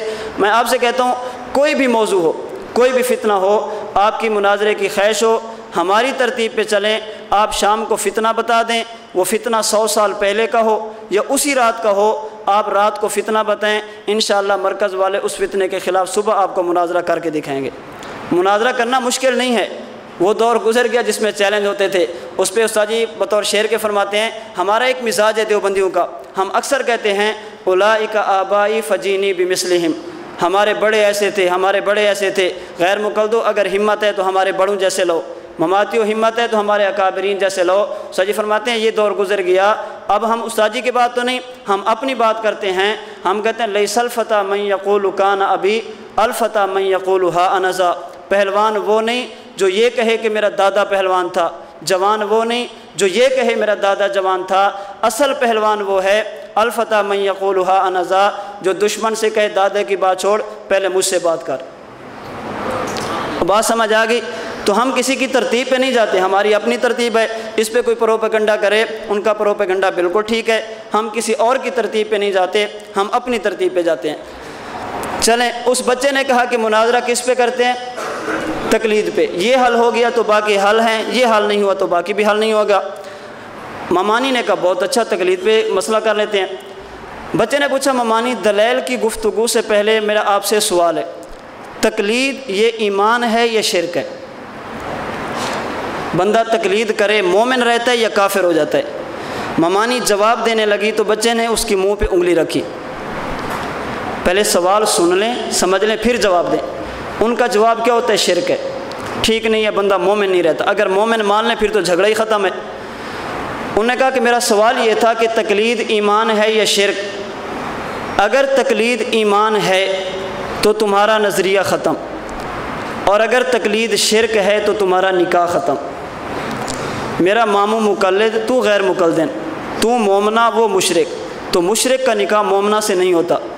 اگر تقلید ایمان ہے تو نظریہ ختم، اگر تقلید شرک ہے تو تمہارا نکاح ختم۔ اب بتاؤ تقلید ایمان ہے یا شرک؟ غیر مقلدوں کی عادت ہے جب ایمان اور نکاح کی بات آ جائے ایمان کی قربانی دے دیتے ہیں، نکاح کی قربانی نہیں دیتے۔ بات سمجھے، جب گزری راتیں یاد آتی ہیں نا پھر کہتے ہیں ایمان کو چھوڑ دو لیکن نکاح کو نہیں چھوڑ دو۔ اسی وجہ سے 3 طلاق کو ایک کہیں گے، اسی وجہ سے یہ سارے مسائل ہیں۔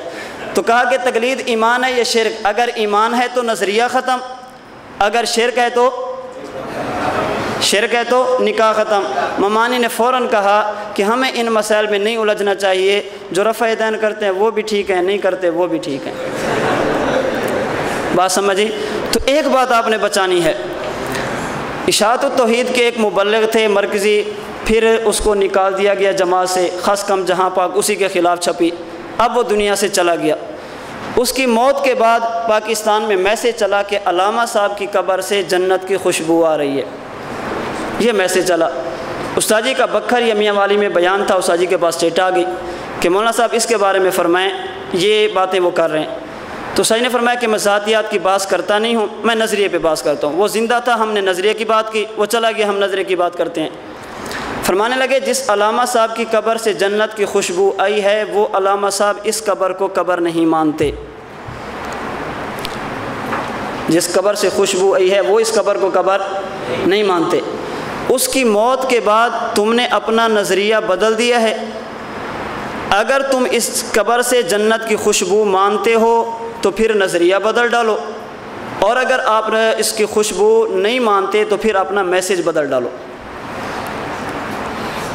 جب یہ قبر جنت کا باغ ہے نہیں، جب اس میں جنت کی خوشبو ہے ہی نہیں، تو یا نظریہ بدلو یا میسیج بدلو، یا مسلک بدلو یا میسیج بدلو۔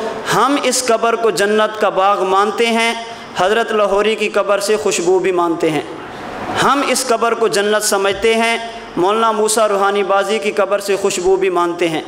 ہم اس قبر کو جنت کا باغ سمجھتے ہیں، مولانا خیر محمد جلندری رحمۃ اللہ علیہ کی قبر کی خوشبو بھی مانتے ہیں۔ ہم اس قبر کو جنت کا باغ سمجھتے ہیں، مولانا عبداللہ شہید اسلام آباد والے رحمۃ اللہ علیہ ان کی قبر کی خوشبو بھی مانتے ہیں۔ ہم اس قبر کو جنت کا باغ سمجھتے ہیں، حجت اللہ فی الارض آیت من آیت اللہ حضرت علامہ علی شیر حیدری شہید رحمۃ اللہ علیہ ان کی قبر کی خوشبو بھی مانتے ہیں۔ ہم مسلک بھی نہیں بدلتے، میسیج بھی نہیں بدلتے۔ بات سمجھی؟ جو جنت مانتا ہے وہ تو خوشبو مانے، جو جنت مانتا نہیں ہے وہ خوشبو کیسے مانے گا؟ کہتے ہیں ایک مرتبہ ایک بندہ تھا، ایک چیز کی قربانی دینی پڑے گی۔ ایک مرتبہ ایک بندہ تھا، اس کی 2 بیٹیاں تھیں، اس نے دونوں کا نکاح کیا۔ ایک کا نکاح کیا یہ جو برتن بنانے والے کمہار ان کے ساتھ کر دیا، اور ایک کا نکاح اس نے کر دیا ذمہ دار کے ساتھ، کاشتکار کے ساتھ۔ 2-3 مہینے بعد بیوی نے کہا کہ جاؤ بیٹیوں سے مل کر آؤ، خیر خیریت پوچھ کر آؤ۔ یہ چلا گیا، پہلے گیا اس کے پاس جو برتن بنانے والی کی بیوی تھی، پوچھا بیٹی کیا حال ہے؟ ابو جی باقی تو سب ٹھیک ہے، دعا فرمائیں کہ بارش نہ ہو، بارش نہ ہو۔ کیوں؟ اگر بارش ہو گئی، ہم نے برتن بنا کے رکھے ہیں، یہ برتن خراب ہو جائیں گے، ٹوٹ جائیں گے، ہمارے پورے سال کی محنت پہ پانی پھر جائے گا، ہمیں پورا سال قحط سالی کی طرح گزارنا پڑے گا۔ باپ وہاں سے چل پڑا، 2-3 گھر چھوڑ کے آگے ذمہ دار کا گھر تھا۔ بیٹی سے پوچھا بیٹی حال؟ انہوں نے کہا ابو جی باقی تو ٹھیک ہے، دعا فرمائیں بارش ہو جائے، اگر بارش نہ ہوئی تو ہماری گندم برباد ہو جائے گی، اگر گندم ٹھیک نہیں ہوئی تو ہمارا پورا سال ویسے گزرے گا۔ باپ واپس آ گیا، بیٹی سے بیوی نے پوچھا کہ بیٹیوں کا کیا حال ہے؟ تو باپ نے کہا کہ ایک کا گھر ضرور اجڑے گا، دعا مانگتے ہیں تو برتن والی جاتی ہے، نہیں مانگتے تو کاشتکار والی جاتی ہے، اس لیے ایک کی بیڑی ضرور ڈوبے گی۔ بات سمجھی؟ تو ہم بھی کہتے ہیں کہ یا آپ تقلید کو ایمان کہتے ہیں تو نظریہ جاتا ہے، اور اگر تقلید کو شرک کہتے ہیں تو نکاح جاتا ہے۔ ایمان اور نکاح جب آپس میں متضاد اور متعارض ہو جائیں تو غیر مقلد نکاح کی قربانی نہیں دیتا، ایمان کی قربانی دے دیتا ہے۔ تو 3 اہمیتیں سمجھ آ گئی۔ نمبر 1 تقلید ام الفطر کے تقلید ام الفتن ہے، اور تقلید سے یہ فتنوں کے دروازے بند ہوتے ہیں۔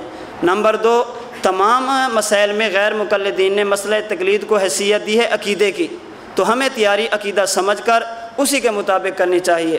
اور نمبر 3 اگر یہ مسئلہ حل ہو جائے تو تمام مسائل حل ہو جاتے ہیں، یہ مسئلہ حل نہ ہو تو باقی تمام مسائل میں بندہ الجھتا رہتا ہے۔ اتنی بات سمجھ آ گئی۔ اب تھوڑا سا مسئلہ تقلید سمجھیں۔ مسئلہ تقلید کو سمجھنے کے لیے 4 چیزوں کا سمجھنا بہت ضروری ہے۔ مسئلہ تقلید کو آپ پہلے چھوڑ دیں، ادھر دیکھیں۔ مسئلہ تقلید کو سمجھنے کے لیے 4 چیزوں کا سمجھنا بہت ضروری ہے۔ نمبر 1 تقلید کا معنی، نمبر 2 تقلید کے دلائل، نمبر 3 تقلید پر ہونے والے شبہات کے جوابات، اور نمبر 4 ترک تقلید کے نقصانات۔ مسئلہ تقلید کو سمجھنے کے لیے 4 چیزوں کا سمجھنا ضروری ہے۔ نمبر 1 تقلید کا معنی، نمبر 2 تقلید کے دلائل، نمبر 3 تقلید پر ہونے والے شبہات کے جوابات، اور نمبر 4 ترک تقلید کے نقصانات۔ اگر یہ 4 چیزیں آپ سمجھ لیں، یہ 4 باتیں آپ نے سمجھ لی تو مسئلہ تقلید پہ انشاءاللہ آپ کو پوری زندگی کوئی پریشانی نہیں ہوگی۔ یہ 4 چیزیں آپ سمجھ لیں۔ اس پہ استاد جی فرماتے ہیں یہ 4 چیزیں بھی فائدہ کس کو دیں گی؟ جس کے پاس 2 چیزیں ہوں، نمبر 1 سمجھنے والا دماغ، اور نمبر 2 سمجھانے والی زبان۔ یہ 4 چیزیں سمجھ لے تو فائدہ کسے ہوگا؟ 2 چیزیں ہوں، نمبر 1 سمجھنے والا دماغ ہو اور سمجھانے والی زبان ہو۔ پھر استاد جی فرماتے ہیں جو علماء ہیں سمجھنے والا دماغ وہ لے کر ہیں، 1 سال میں انشاءاللہ سمجھانے والی زبان ہم دے دیں گے۔ بات سمجھی؟ پھر استاد جی فرماتے ہیں دیکھیں ہر مدرسے کی اپنی شرائط ہوتی ہیں۔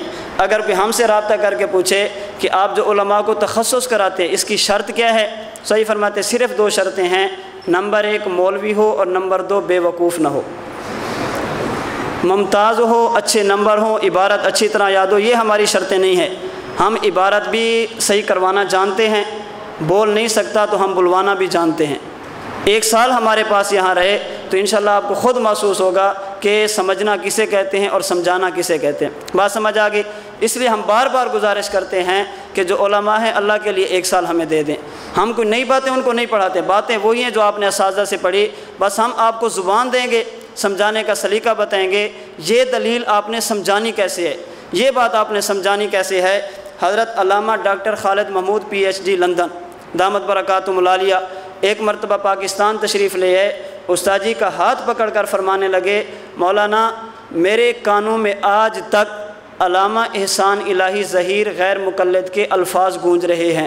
احسان الہی ظہیر نے ایک مرتبہ جلسے میں کہا تھا غیر مقلدو تمہیں پریشان ہونے کی ضرورت نہیں، میں تمہارے لیے اتنی محنت کر جاؤں گا، میرے بعد 1-2 سال بعد اگر تم پتھر اٹھاؤ گے تو نیچے سے غیر مقلد نکلے گا، اتنی محنت کر کے جاؤں گا۔ کہنے لگے مولانا مجھے غیر مقلدیت اس روڈ پہ چلتی ہوئی نظر آ رہی تھی، واقعہ 4-5 سال بعد دنیا میں حنفیت کا نام و نشان نہ ہوتا، خدا کی قسم آپ نے آ کر ان کے راستے میں بند باندھ دیا۔ اب ریورس گیئر لگائے، اگر آپ نہ آتے تو اللہ کی قسم یہ اس نہج پہ چل پڑے تھے، اب ان کو سنبھالنا ہمارے لیے مشکل تھا، آپ نے آ کر ان کو سنبھالا۔ آپ بتائیں استاد جی نے آ کر کوئی نیا کام کیا ہے؟ جی کوئی نیا کام ہے؟ غیر مقلدوں کے خلاف حضرت اکاڑوی نے مناظرے تھوڑے کیے ہیں، بہت زیادہ ہیں۔ شیخ سرفراز صاحب نے کتابیں تھوڑی لکھی ہیں، بہت زیادہ ہیں، لیکن جو تکلیف ان بیچاروں کو ان 7-8 سالوں میں ہوئی ہے نا یہ پہلے نہیں ہوئی، جو اب ہوئی ہے نا یہ پہلے نہیں ہوئی۔ اس کی وجہ پہلے ہمارے حضرات کی کتابیں تھیں، وہ صرف علماء کی حد تک محدود تھے۔ استاد جی نے آ کر ہمارے اپنے اکابرین کی تحقیقات کو عوام کے سامنے پیش کیا۔ مولانا عبد المجید لدھیانوی رحمۃ اللہ علیہ حکیم العصر حضرت فرمایا کرتے تھے میں سمجھتا تھا کہ غیر مقلدیت اور مماتیت یہ خالصتاً علمی فتنہ ہے، ان کے خلاف عوام میں کام کرنا بہت مشکل ہے، ظاہر نصوص ان کا ساتھ دیتی ہیں۔ مولانا آپ کی گفتگو سنی تو مجھے اندازہ ہوا ان کے خلاف عوام میں کام کرنا کوئی مشکل نہیں ہے۔ بات سمجھ آ گئی؟ تو تحقیقات ہمارے اکابرین کی ہیں، ہم وہی تحقیقات عوام کے سامنے لاتے ہیں۔ مسئلہ تقلید کتنا مشکل ہے، لیکن آپ عوام کو سمجھیں، خدا کی قسم یہ ملک آپ کا ہے، عوام آپ کی ہے، پوری دنیا آپ کی ہے، بس 2 چیزیں ہیں، سمجھنے والا دماغ اور سمجھانے والی زبان آ جائے۔ اللہ ہم سب کو یہ دونوں چیزیں عطا فرمائے۔ تو مسئلہ تقلید کو سمجھنے کے لیے کتنی چیزیں ضروری ہیں؟ 4۔ نمبر 1 تقلید کا معنی، نمبر 2 تقلید کے دلائل، نمبر 3 تقلید پر ہونے والے شبہات کے جوابات، اور نمبر 4 ترک تقلید کے نقصانات۔ تقلید کا معنی دیکھیں، ایک ہے تقلید کا لغوی معنی، ایک ہے تقلید کا اصطلاحی معنی۔ لغوی اور اصطلاحی کا مطلب کیا ہوتا ہے پہلے یہ سمجھیں۔ لفظ کا وہ معنی جو اہل زبان مراد لیں اسے کہتے ہیں لغوی معنی۔ لفظ کا وہ معنی جو اہل زبان مراد لیں یہ ہے لفظ کا لغوی معنی، اور لفظ کا وہ معنی جو اہل فن، اہل علاقہ یا اہل عرف مراد لیں، یہ ہے لفظ کا اصطلاحی معنی۔ بات سمجھیے، لفظ کا لغوی معنی جو اہل زبان مراد لیں، تقلید لغت کا لفظ ہے، لغت والے اس کا معنی کیا کرتے ہیں، یہ ہے لغوی معنی۔ اور اصطلاحی معنی اس کا تعلق کس فن سے ہے، فن والے جو اس کا معنی کر دیں یا علاقے والے معنی کر دیں یا عرف والے معنی کر دیں، تو یہ لفظ کا کیا معنی ہوتا ہے، اصطلاحی معنی ہوتا ہے۔ اور ایک بات اچھی طرح ذہن میں رکھیں کہ بسا اوقات لفظ ایک ہوتا ہے، فن بدلنے سے اس کا معنی بدل جاتا ہے۔ لفظ ایک ہوتا ہے، فن بدلنے سے اس کا معنی بدل جاتا ہے۔ مثلا ایک ہم لفظ استعمال کرتے ہیں کلمہ۔ قاری صاحب نے ممتحن کو بلایا کہ آپ ہمارے بچوں کا امتحان لیں۔ ممتحن کے پاس بچہ گیا، قاری صاحب نے کہا بیٹا کلمہ سناؤ۔ اس نے کہا الحمدللہ رب العالمین الرحمن الرحیم مالک یوم الدین۔ یہ پاس ہوگا یا فیل ہوگا؟ فیل ہے۔ یہ یہاں سے اٹھے، نحو کی درسگاہ میں چلے گئے۔ جب درسگاہ میں پہنچے تو دو طالب علم باہر جھگڑ رہے تھے، لڑائی ہو رہی تھی۔ اس نے کہا بیٹا یہ کیا کہہ رہے؟ اس نے کہا سر جی کلمہ۔ کیا کہہ رہے؟ اب یہ پاس ہے یا فیل ہے؟ کیوں؟ نحو کی اصطلاح میں کلمہ کسے کہتے ہیں؟ الکلمۃ لفظ وضع لمعنی مفردن مفردن مفردن، اسی کو کہتے ہیں نا۔ اب حفظ کی درسگاہ میں کلمے کے سوال کے جواب میں سورۃ فاتحہ پڑھے تو فیل ہے، اور نحو کی درسگاہ میں اگر گالی کو کلمہ کہہ دے تو بھی پاس ہے۔ تو جب فن بدلتا ہے تو معنی خود بخود بدل جاتا ہے۔ یہ بات اگر آپ سمجھ لینا تو عبارات اکابر پر آپ کے لیے گفتگو کرنا کوئی مشکل نہیں ہے۔ بعض اصطلاحیں ہیں عقائد کی اور بعض اصطلاحیں ہیں اس تصوف کی۔ غیر مقلدین کی بیماری یہ ہے، عبارت تصوف کی ہوگی اور استعمال کریں گے عقائد میں۔ بابا جس فن کا لفظ ہے اس فن والوں سے پوچھو لفظ کا معنی کیا ہے۔ مثلا عقائد کے باب میں ایک لفظ استعمال ہوتا ہے مشکل کشا، یہی لفظ تصوف میں بھی استعمال ہوتا ہے۔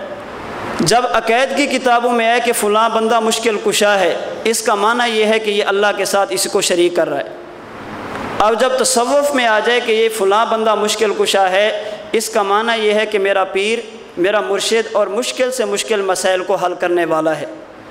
عقیدے میں مشکل کشا کا معنی ما فوق الاسباب امداد کرنا، اور تصوف میں مشکل کشا کا معنی مشکل مسائل کو حل کرنا۔ اب اگر ہمارے اکابرین میں سے کوئی کہہ دے علی مشکل کشا اور عبارت تصوف کی ہو، یہ عقیدے میں پیش ہو سکتی ہے؟ بالکل نہیں ہو سکتی۔ ہم کہتے ہیں جب فن بدلتا ہے تو معنی خود بخود بات سمجھ آ گئی۔ تو لفظ کا وہ معنی جو اہل زبان مراد لیں اسے کہتے ہیں لغوی، اور لفظ کا وہ معنی جو اہل فن، اہل علاقہ یا اہل فن مراد لیں، اس کا نام کیا ہے؟ اصطلاحی۔ غیر مقلدین تقلید نہیں کرتے، اس کی وجہ یہ لوگ غیر مقلد تقلید کا لغوی معنی بھی نہیں سمجھے اور اصطلاحی معنی بھی نہیں سمجھے۔ بعض وہ ہیں جو جہالت کی وجہ سے جانتے نہیں ہیں، اور بعض وہ ہیں جو ضد کی وجہ سے مانتے نہیں ہیں۔ بعض غیر مقلدین میں ہیں جو جہل ہے، ان کو پتہ نہیں تقلید کیا ہوتی ہے، بس ان کو ایک لفظ رٹا دیا گیا، انہوں نے اس کو یاد کر لیا، جہالت کی وجہ سے وہ ان کو پتہ ہی نہیں ہے۔ اور بعض وہ ہیں جو جانتے ہیں لیکن ضد کی وجہ سے مانتے نہیں ہیں۔ تقلید کا لغوی معنی کیا ہے؟ صاحب کشاف اصطلاحات الفنون نے اس کا معنی کیا ہے جعل القلادۃ فی العنق، قلادے کو گردن میں ڈالنا، یہ ہے تقلید کا لغوی معنی۔ تو لفظ تقلید یہ نکلا ہے قلادہ سے۔ لفظ تقلید کہاں سے نکلا؟ قلادے سے۔ قلادہ وہ چیز جو گلے میں ڈالی جائے۔ حدیث مبارک کے مطابق یہ قلادہ انسانی گلے میں بھی جا سکتا ہے اور جانور کے گلے میں بھی جا سکتا ہے۔ قلادہ کا معنی ہار بھی ہے اور قلادہ کا معنی پٹا بھی ہے۔ قلادہ کا معنی ہار بھی ہے اور قلادہ کا معنی پٹا بھی ہے۔ اور مزے کی بات یہ ہے قلادہ کا معنی ہار یہ بھی بخاری میں ہے اور قلادہ کا معنی پٹا یہ بھی بخاری میں ہے۔ صحیح بخاری جلد 1 صفحہ 230 پہ حدیث موجود ہے۔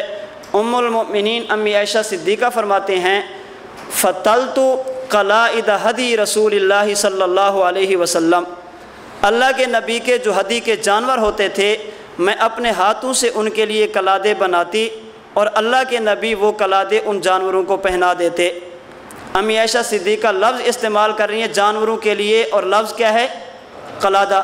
اب امی عائشہ صدیقہ نے جو بنایا حضور نے جانوروں کو پہنایا، یہ کیا تھا؟ پٹا۔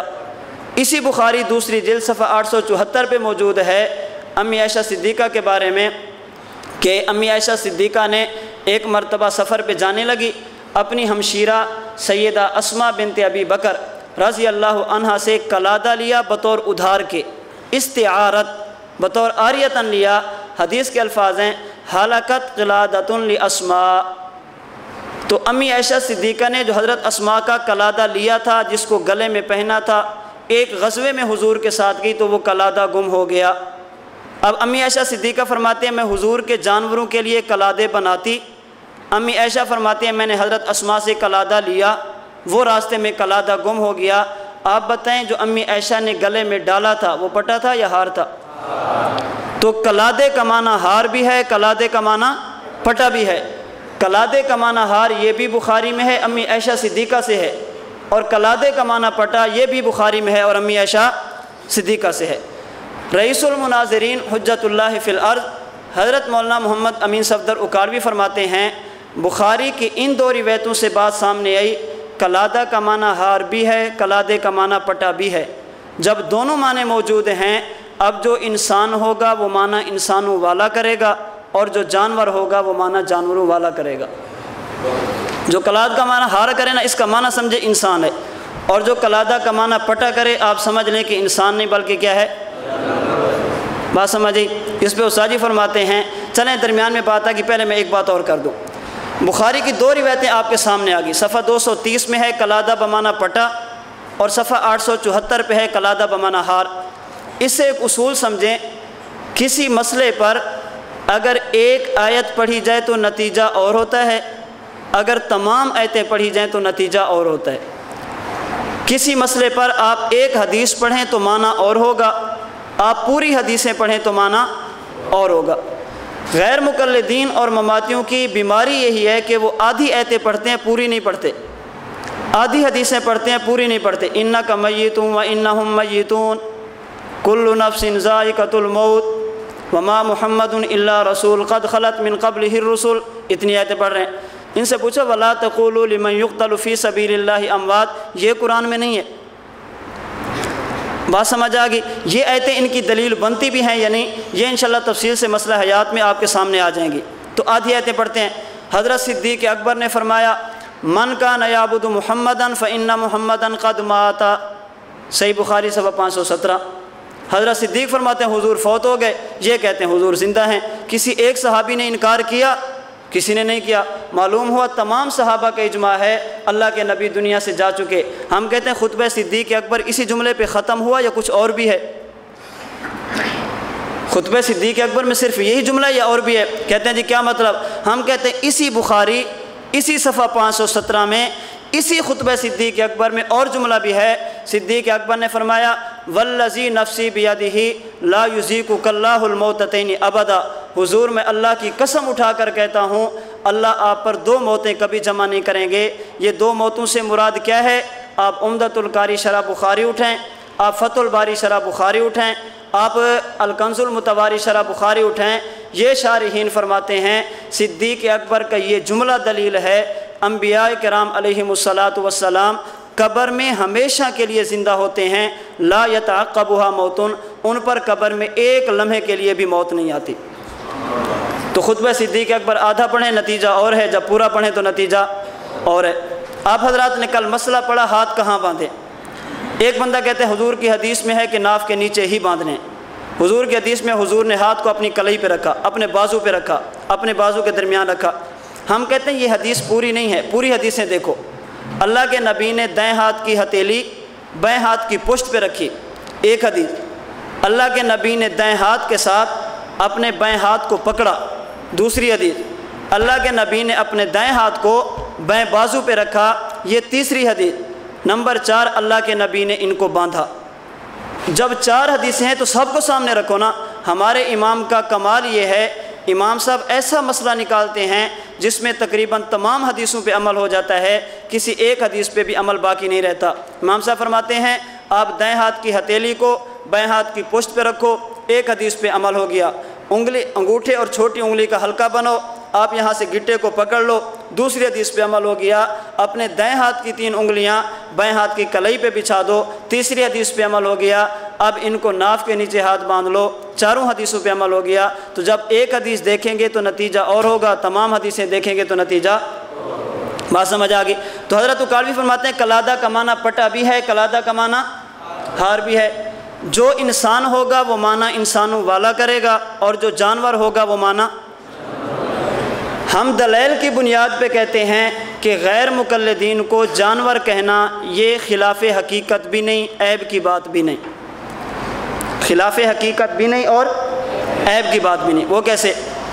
قرآن کریم میں ہے اولئک کالانعام، جو لوگ اللہ کی بات نہیں مانتے وہ کون ہیں؟ جی جانور، بل ہم اضل۔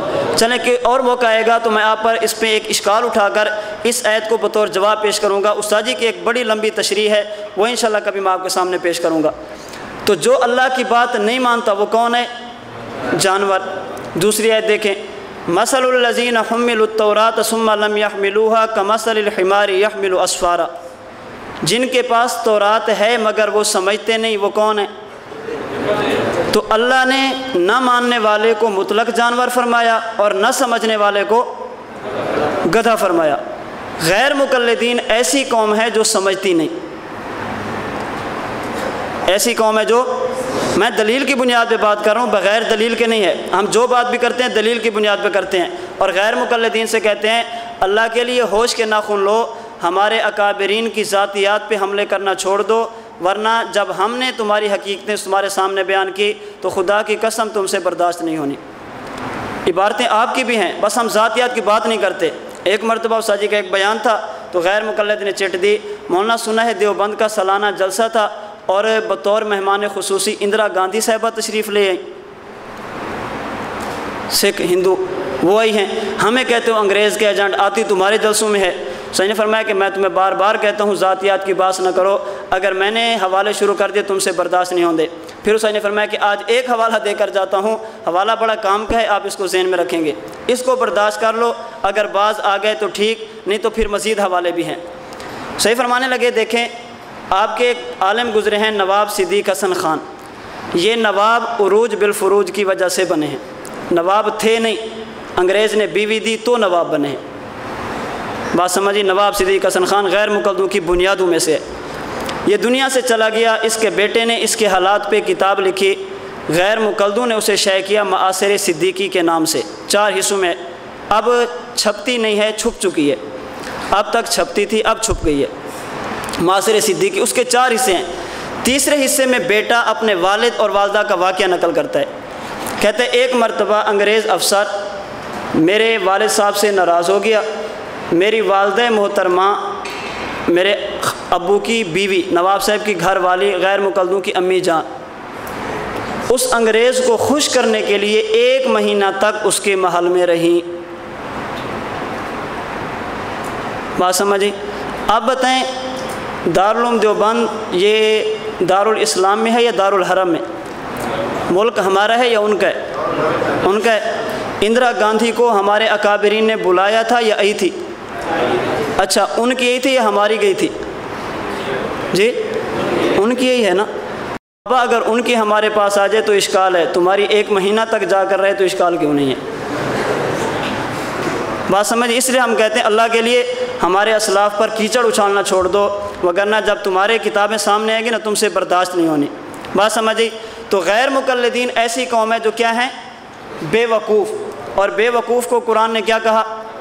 اور ہمارا معاشرہ بھی ہے، ہمارے عرف عام میں جب انسان کے اوصاف کو بیان کرنا ہو تو بطور مثال کے کوئی جانور پیش کیا جاتا ہے، یہ ہمارا معاشرہ ہے۔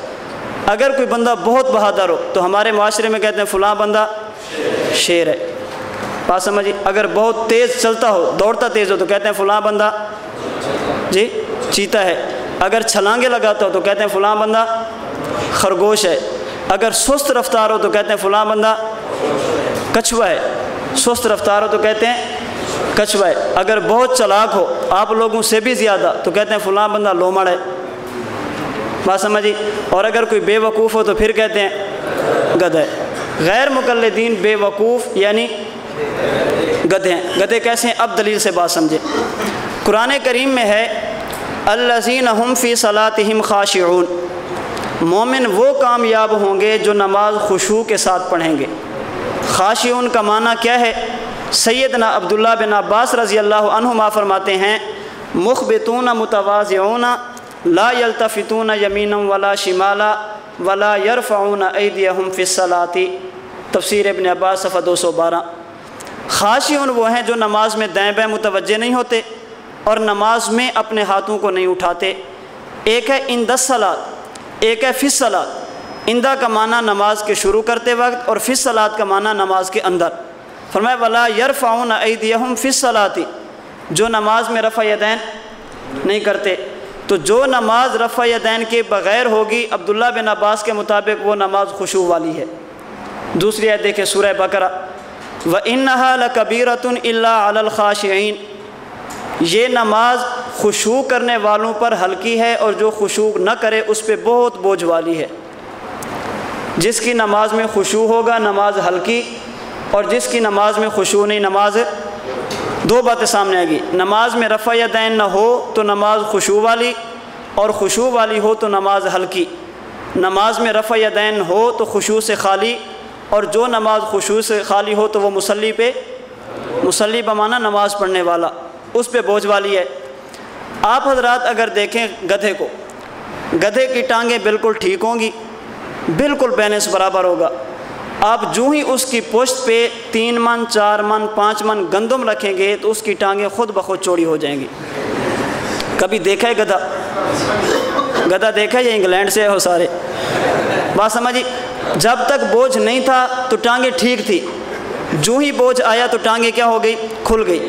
غیر مقلد بازار میں چلے گا تو بالکل ٹھیک ہوگا، جو ہی مسجد میں آئے گا چونکہ نماز رفع یدین والی، بقول ابن عباس رفع یدین والی خشوع سے خالی، اور بفرمان قرآن جو خشوع سے خالی وہ بوجھ والی، جو ہی رفع یدین والی نماز کا بوجھ پڑا، بات سمجھی؟ ایک بات۔ نمبر 2، آپ اگر گدھے کی پشت پہ 10 من گندم لاد دیں، وہ ٹانگیں چوڑی کر کے گرتا پڑتا جس طرح ہوگا اٹھا لے گا۔ لیکن اگر آپ گدھے کی سر پہ جا کر ایک چھوٹا سا کپڑا رکھ دیں وہ فوراً اس طرح کر کے گرا دے گا۔ یہ گدھے کی صفت ہے، 10 من گندم اٹھا لے گا، چھوٹا سا کپڑا نہیں اٹھائے گا۔ غیر مقلد کو دیکھیں، نیچے بنیان، اس کے اوپر قمیص، اس کے اوپر جرسی، اس کے اوپر سویٹر، اگر کسی جہادی جماعت کا ہے تو اس کے اوپر جیکٹ، اس کے اوپر پھر چادر، سب کچھ اٹھا لے گا۔ لیکن آپ چھوٹی سی جالی والی ٹوپی رکھ دینا فوراً گرا دے گا۔ بات سمجھیے؟ اس پر ممکن ہے آپ کے ذہن میں ہے بعض غیر مقلدوں کو ہم نے دیکھا کہ وہ ٹوپیاں پہنتے ہیں، تو پہننے کی 2 وجہ ہوتی ہیں، ایک ہوتے سنت سمجھ کر، ایک ہوتے ضد میں آ کر۔ تو یہ حنفی کو دکھانے کے لیے آپ کہتے نہیں پہنتے، دیکھو ہم نے ٹوپی اٹھا لی ہے۔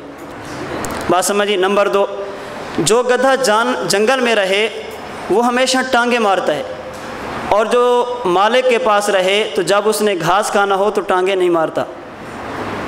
جس گدھے کو پتہ ہو نا بھی مالک نے مجھے گھاس کھلانا ہے، اس کو ٹانگیں نہیں مارتا۔ جو غیر مقلد ہمیشہ ہم سے دور رہے وہ ٹوپی نہیں پہنتا، اور جس کو پتہ ہو کہ میں نے رمضان میں جہاد کے نام پہ فنڈ لینا ہے پھر وہ سر پہ ٹوپی پہن کے آتا ہے کہ ہم آپ کے ہیں۔ بات سمجھ آ گئی؟ تو خیر میں بات سمجھا رہا تھا، تقلید کا لغوی معنی جعل القلادۃ فی العنق، قلادے کو گردن میں ڈالنا، ومنہ التقلید، تقلید کا لفظ بھی اسی سے نکلا ہے۔ تو قلادہ اس کا معنی پٹا بھی ہے اور اس کا معنی ہار بھی ہے۔ قلادہ کا معنی پٹا یہ کہاں ہے؟ بخاری میں، اور قلادہ کا معنی ہار یہ بھی کہاں ہے؟ اصطلاحی معنی سمجھیں۔ تقلید کا اصطلاحی معنی کشاف اصطلاحات الفنون میں قاضی صاحب رحمۃ اللہ علیہ نے کیا، اتباع الانسان غیرہ فیما یقول او یفعل معتقدا للحقیت من غیر نظر الی الدلیل۔ اتباع الانسان غیرہ فیما یقول او یفعل معتقدا للحقیت من غیر نظر الی الدلیل۔ کیا مطلب؟ حضرت تھانوی رحمۃ اللہ علیہ نے اس کا آسان ترجمہ کیا الاقتصاد صفحہ 10 پہ۔ تقلید کہتے ہیں کسی کا قول محض اس حسن ظن پر مان لینا کہ وہ دلیل کے موافق بتلا دے گا اور اس سے دلیل کی تحقیق نہ کرنا۔ اتباع الانسان غیرہ فیما یقول او یفعل معتقدا للحقیت من غیر نظر الی الدلیل۔ آدمی عقیدت میں آ کر کسی بڑے کی بات کو اس اعتماد پر مان لے کہ میرا امام بلا دلیل بات کرتا ہی نہیں ہے، اس کی بات کو مان لینا لیکن اس سے دلیل کا مطالبہ نہ کرنا۔ غیر مقلد کہتے ہیں تقلید کہتے ہیں بلا دلیل بات ماننا، ہم کہتے ہیں تقلید کہتے ہیں با دلیل بات کو بلا مطالبہ دلیل ماننا۔ اس سے آسان تعریف شاید میرے بس میں نہیں ہے۔ غیر مقلد کہتے ہیں تقلید کہتے ہیں بلا دلیل کسی کی بات ماننا، ہم کہتے ہیں تقلید کہتے ہیں با دلیل بات کو بلا مطالبہ دلیل ماننا۔ مجتہد کے پاس دلیل ہوتی ہے لیکن مقلد اعتماد میں آ کر مجتہد سے تقلید مانگتا نہیں ہے۔ بات سمجھ آ گئی؟ ہم دلیل کا مطالبہ نہیں کرتے کہ ہمارا امام جو بات بھی کرے گا وہ با دلیل ہی کرے گا، بلا دلیل نہیں کرے گا۔ غیر مقلد اس کا معنی کرتے ہیں تقلید کہتے ہیں کسی کی بات کو بلا دلیل ماننا۔ ہم پوچھتے ہیں یہ تعریف کس نے کی؟ مثال کے طور پہ وہ کہتے ہیں جی یہ تعریف کی ہے حافظ ابن حجر عسقلانی نے، ان نے تقلید کی تعریف کی ہے کسی کی بات کو ماننا اور بلا دلیل ماننا۔ ہم کہتے ہیں کہ حافظ صاحب نے اس تعریف پر کوئی دلیل پیش کی ہے؟ کہتے ہیں نہیں۔ ہم کہتے ہیں اسی کا نام تو تقلید ہے۔ تقلید کہتے ہیں کسی کی بات کو بلا دلیل ماننا۔ ابن حجر کی آپ نے تعریف لی اور ان سے آپ نے دلیل مانگی بھی نہیں، انہوں نے دلیل دی بھی نہیں، تو آپ نے تو تقلید کی تعریف میں ہی تقلید کر دی نا۔ بات سمجھ نہیں ہے؟ چلیں مثال ایک اور سمجھے پھر شاید یہ سمجھ آ جائے۔ استاد جی کا ایک مرتبہ لاہور بیان تھا، بیان کے بعد حجت حدیث پہ گفتگو تھی۔ بیان کے بعد ایک بندے نے کہا مولانا صاحب حدیث حجت ہے۔ اس نے فرمایا آپ کیا کہتے ہیں؟ اس نے کہا جی حجت نہیں ہے۔ اس نے فرمایا دلیل؟ کہتے حدیث مبارک میں ہے لا تکتبوا انی غیر القرآن، اللہ کے نبی نے فرمایا کہ میں جو بات کروں قرآن ہو تو لکھا کرو، قرآن کے علاوہ کچھ نہ لکھا کرو۔ اس نے فرمایا آپ کا دعویٰ کیا ہے؟ حدیث حجت نہیں۔ دلیل کیا ہے؟ حدیث مبارک میں ہے۔ بات سمجھی؟ لا تکتبوا انی غیر القرآن یہ آیت ہے، تو جب حدیث حجت نہیں یہ حجت ہے کیا؟ تقلید کہتے ہیں کسی کی بات کو ماننا جو بلا دلیل ہو۔ آپ نے جن حضرات سے تعریف لی ہے انہوں نے اس پر دلیل دی ہے، تو جب انہوں نے دلیل نہیں دی آپ نے تو تعریف کی تقلید کی تعریف میں ہی تقلید کر دی۔ اگر ہم امام صاحب کی تقلید کریں تو شرک ہے، آپ ابن حجر عسقلانی کی کریں تو یہ شرک کیسے نہیں ہے، یہ ایمان کیسے ہے؟ بات سمجھ آ گئی؟ تو غیر مقلدوں کو بنیادی دھوکہ لگتا ہے، تقلید کا لغوی معنی بھی نہیں سمجھتے، تقلید کا اصطلاحی معنی بھی نہیں سمجھتے۔ کہتے ہیں تقلید کا لغوی معنی ہے پٹا، ہم انسان ہیں ہم جانور نہیں ہیں اس لیے ہم تقلید نہیں کرتے۔ اور تقلید کا اصطلاحی معنی وہ ہے کسی کی بات کو ماننا جو بلا دلیل ہو۔ ہم کہتے ہیں یہ تقلید کا معنی نہیں، تقلید کی اصطلاحی تعریف ہے با دلیل بات کو بلا مطالبہ دلیل مان لینا، یہ تقلید ہے۔ اور تقلید کا لغوی معنی آپ آدھا سمجھے ہیں اس لیے غیر مقلد ہیں، اگر آپ پورا معنی سمجھ لیتے تو شاید آپ غیر مقلد نہ ہوتے۔ اتنی بات سمجھ آگے دیکھیں۔ ایک تعریف استاد جی فرماتے ہیں تقلید کی جس میں 7 باتیں ہیں، اور یہ تعریف وہ ہے جو تمام تعریفوں کو سامنے رکھ کر تقلید کے متعلق ہونے والے شکوک، شبہات، وساوس، اعتراضات سب کو سامنے رکھ کر یہ تعریف کی گئی ہے۔ اگر آپ حضرات یہ تعریف ذہن میں رکھ لیں، اس کو سمجھ لیں اور اللہ کرے آپ سمجھا بھی سکیں تو انشاءاللہ اس تعریف کے بعد تقلید کے متعلق ہونے والا کوئی شبہ بھی باقی نہیں رہے گا انشاءاللہ۔ تقلید کی تعریف کیا آپ سمجھیں؟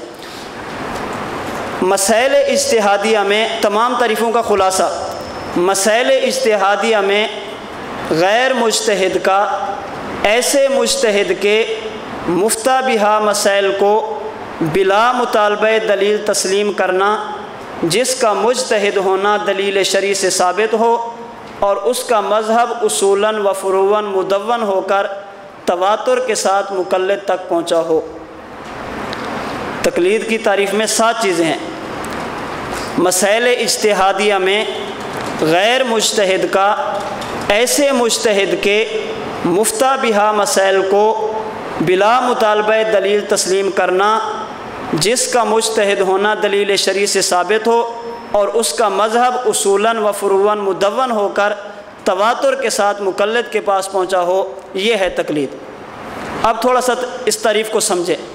نمبر ایک، ہم نے بات کی مسائل اجتہادیہ میں۔ غیر مقلد کہتا ہے کہ جب قرآن موجود ہے، حدیث موجود ہے، تقلید کی ضرورت کیا ہے؟ ہم کہتے ہیں ہم تقلید مسائل اجتہادیہ میں کرتے ہیں، مسائل غیر اجتہادیہ میں تقلید نہیں کرتے۔ مسائل اجتہادیہ کا معنی کیا ہے؟ بنیادی طور پر مسائل کی دو قسمیں، شرعی مسائل بنیادی قسمیں دو ہیں، نمبر ایک واضحہ، نمبر دو غیر واضحہ۔ بعض وہ ہیں جو بالکل واضح ہیں اور بعض وہ ہیں جو واضح نہیں ہیں۔ مسائل واضحہ میں اجتہاد بھی نہیں، تقلید بھی نہیں۔ مسائل غیر واضحہ اس کی 5 قسمیں ہیں جنہیں مسائل اجتہادیہ کہتے ہیں۔ نمبر ایک مسائل غیر منصوصہ، نمبر دو مسائل منصوصہ متعارضہ، نمبر 3 مسائل منصوصہ مجملہ، نمبر 4 مسائل منصوصہ غیر متعینۃ الاحکام، اور نمبر 5 مسائل منصوصہ محتملۃ المعانی۔ مسائل غیر واضحہ کی کتنی قسمیں؟ 5 قسمیں۔ نمبر 1 مسائل غیر منصوصہ، نمبر 2 منصوصہ متعارضہ، اور نمبر 3 منصوصہ مجملہ، نمبر 4 منصوصہ محتملۃ المعانی، اور نمبر 5 منصوصہ غیر متعینۃ الاحکام۔ مسائل غیر منصوصہ کا مطلب یہ ہے کہ مسئلہ قرآن میں بھی نہ ملے، مسئلہ حدیث میں بھی نہ ملے۔ منصوصہ متعارضہ کا مطلب یہ ہے قرآن میں ہے مگر آیتیں 2 ہیں، حدیث میں ہے مگر حدیثیں آپس میں ٹکرا رہی ہیں۔ منصوصہ مجملہ کا معنی یہ ہے مسئلہ قرآن و حدیث میں ہے لیکن تفصیل نہیں ہے۔ محتملۃ المعانی کا معنی یہ ہے مسئلہ قرآن و حدیث میں ہے لیکن لفظ ایک ہے، معنی اس کے 2 ہیں۔ اور غیر متعینۃ الاحکام کا مطلب یہ ہے مسئلہ قرآن و حدیث میں موجود ہے مگر اس کا حکم موجود نہیں، فرض ہے، واجب ہے، سنت ہے، مستحب ہے، مکروہ ہے، مفسد ہے، کیا ہے، یہ حکم موجود نہیں۔ تو ہم تقلید ان 5 قسم کے مسائل میں کرتے ہیں جنہیں غیر واضحہ مسائل اجتہادیہ کہتے ہیں۔ ایک دیکھ لیں مسائل غیر منصوصہ۔ غیر منصوصہ کا مطلب مسئلہ قرآن میں بھی نہ ملے، مسئلہ حدیث میں بھی۔ اس کی مثال قرآن میں بھی ہے، حدیث میں بھی ہے۔ دیکھیں سورہ مائدہ آیت نمبر 90، یا ایھا الذین آمنوا انما الخمر والمیسر والانصاب والازلام رجس من عمل الشیطان فاجتنبوہ لعلکم تفلحون۔ اللہ رب العزت نے اس آیت کریمہ میں شراب کی حرمت بیان کی ہے، لیکن بھنگ حرام ہے یا نہیں، دیگر وہ چیزیں جو نشہ آور ہیں وہ حرام ہیں یا نہیں، یہ قرآن میں بھی نہیں اور حدیث میں بھی نہیں۔ اب شراب کی حرمت ہوگی منصوص، اور بھنگ یہ حرام ہے، حلال ہے، اس کا کیا حکم ہے، یہ ہوگی غیر منصوص۔ ہم مجتہد کی تقلید شراب کی حرمت میں نہیں کرتے، ہم مجتہد کی تقلید ان چیزوں میں کرتے ہیں جو نشہ آور ہیں لیکن ان کا حکم قرآن و حدیث میں موجود نہیں ہے۔ نمبر 2 دیکھیں صحیح بخاری جلد 2 صفحہ 860، حضرت ابو ہریرہ فرماتے ہیں ان رسول اللہ صلی اللہ علیہ وسلم قال اذا وقع الذباب فی اناء احدکم فلیغمسه کلہ ثم لیطرحہ فإن فی احد جناحیہ شفاء وفی الآخر داء۔ اگر کسی کھانے کے برتن میں مکھی گر جائے، اس کے پہلے اس کو ڈبو دو اور دونوں ڈبونے کے بعد اس کو نکال دو۔ اب کھانا چاہو تو کھانا استعمال کر سکتے ہو، کھانا ناپاک حرام نہیں ہوتا۔ اب ڈبونا کیوں ہے یہ اللہ کے نبی نے بتا دیا، کھانا پاک کیوں ہے ناپاک کیوں نہیں ہوتا یہ اللہ کے نبی نے نہیں بتایا۔ ڈبونا کیوں ہے؟ فرمایا ایک پر میں وبا، ایک میں شفا، دونوں کو ڈبو دو تاکہ وبا والا پر پہلے گیا ہے تو ڈبوئیں گے تو شفا والا پر بھی چلا جائے گا، جیسے کھانا پہلے تھا ویسے کھانا اب ہو گیا۔ آج کی ہماری زبان میں کہتے ہیں بیلنس برابر ہو گیا، بات سمجھا کہ بیلنس برابر ہو گیا، اب کھائیں۔ اب کھا سکتے ہیں، اس کی وجہ اللہ کے نبی نے نہیں بتائی کہ کھانا ناپاک کیوں نہیں ہوتا، یہ کون بتائے گا؟ مجتہد۔ اب مجتہد نے مسئلہ کیسے نکالا ذرا غور کریں۔ مکھی کھانے میں گر گئی، کھانا ناپاک نہیں، یہ حضور نے بتا دیا۔ کسی کے کھانے میں مچھر گر جائے ناپاک ہے یا نہیں، یہ قرآن اور حدیث میں نہیں۔ چیونٹی گر جائے کھانا ناپاک یا پاک، یہ قرآن و حدیث میں نہیں۔ چھوٹے جانور اگر گر جائیں کھانا ناپاک یا پاک، یہ قرآن و حدیث میں، یہ کون بتائے گا؟ یہ مجتہد بتائے گا۔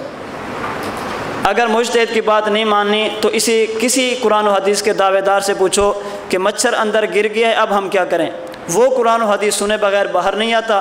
ہمارے پاس قرآن و حدیث ہے نہیں تو اس کو کیسے نکالیں؟ وہ کہتے ہیں قرآن بتاؤ یا حدیث بتاؤ پھر نکلوں گا۔ بات سمجھی؟ اب مجتہد نے مسئلہ کیسے نکالا؟ امام صاحب کی عقل دیکھیں۔ امام صاحب فرماتے ہیں مکھی گرنے سے کھانا ناپاک کیوں نہیں ہوتا، اس کی علت کیا ہے؟ فرماتے جب ہم نے علت میں غور کیا تو ہمیں علت ملی کہ مکھی کی رگوں میں گردش کرنے والا خون نہیں، مطلق خون کی بات نہیں، گردش کرنے والا خون مکھی کی رگوں میں، جب گردش کرنے والا خون نہیں، اس کو ماریں تو خون بہتا نہیں ہے، خون چلتا نہیں ہے، گردش کرنے والا خون جسے دم مسفوح کہتے ہیں، چونکہ وہ موجود نہیں اس وجہ سے اس کے گرنے سے کھانا ناپاک نہیں ہوگا۔ اب ہم تلاش کریں ہر وہ چھوٹا جانور جس کی رگوں میں گردش کرنے والا خون نہیں ہوگا، جو حکم مکھی کا ہوگا وہی حکم مچھر کا ہے، جو حکم مکھی کا ہے وہی حکم چیونٹی کا ہے، جو حکم مکھی کا ہوگا ہر وہ چھوٹا جانور جس کی رگوں میں گردش کرنے والا خون موجود نہیں اس کا بھی وہی حکم ہوگا۔ تو ہم نے تقلید مکھی کے مسئلے میں نہیں کی، ہم نے ان مسائل میں کی ہے جو مسئلہ پیش آ گیا لیکن مسئلہ قرآن اور حدیث میں موجود نہیں ہے۔ اب آپ بتائیں اگر اللہ کے نبی ایک ایک مسئلے پہ حدیث بتا دیتے، مکھی کا یہ حکم، مچھر کا یہ حکم، چیونٹی کا یہ حکم، بھیڑ کا یہ حکم، چیونٹے کا یہ حکم، فلاں کا یہ حکم، اللہ کے نبی یہ بتا دیتے، یہ تو سینکڑوں ہزاروں جانور ہیں نا، تو میرے خیال میں تو بخاری جتنی بڑی کتاب تو صرف ایک مسئلے پہ ہو جاتی۔ اللہ کے نبی نے مثال میں ایک بیان کر دی، امام اعظم ابو حنیفہ رحمۃ اللہ علیہ نے اس سے لاکھوں مسئلے نکال دیے۔ اب بتائیں فقہا اللہ کی نعمت ہیں یا عذاب ہیں؟ بات سمجھی؟ تو ہم نے تقلید مکھی میں نہیں کی بلکہ ہم نے تقلید کس میں کی ہے؟ وہ جانور جو گر جائیں لیکن ان کا حکم نص میں موجود نہ ہو۔ تو مسائل کی پہلی قسم کیا ہے؟ مسائل غیر منصوصہ، مسئلہ قرآن میں نہ ہو، مسئلہ حدیث میں نہ ہو، تو ہم ان مسائل میں رجوع کرتے ہیں کن کی طرف؟ فقہا کی طرف۔ آگے 4 قسمیں مزید ہیں وہ انشاءاللہ بعد میں۔ اللہ رب العزت ہم سب کو مسئلہ تقلید صحیح سمجھنے کی توفیق عطا فرمائے۔ اللہ کی قسم اگر سمجھ آ جائے تو پھر بندے کے مزے ہی مزے ہوتے ہیں، پھر کتابیں دیکھنے سے بندہ بے نیاز ہو جاتا ہے، کسی قسم کی ٹینشن نہیں ہوتی، شرط یہ کہ بندہ اس کو سمجھے۔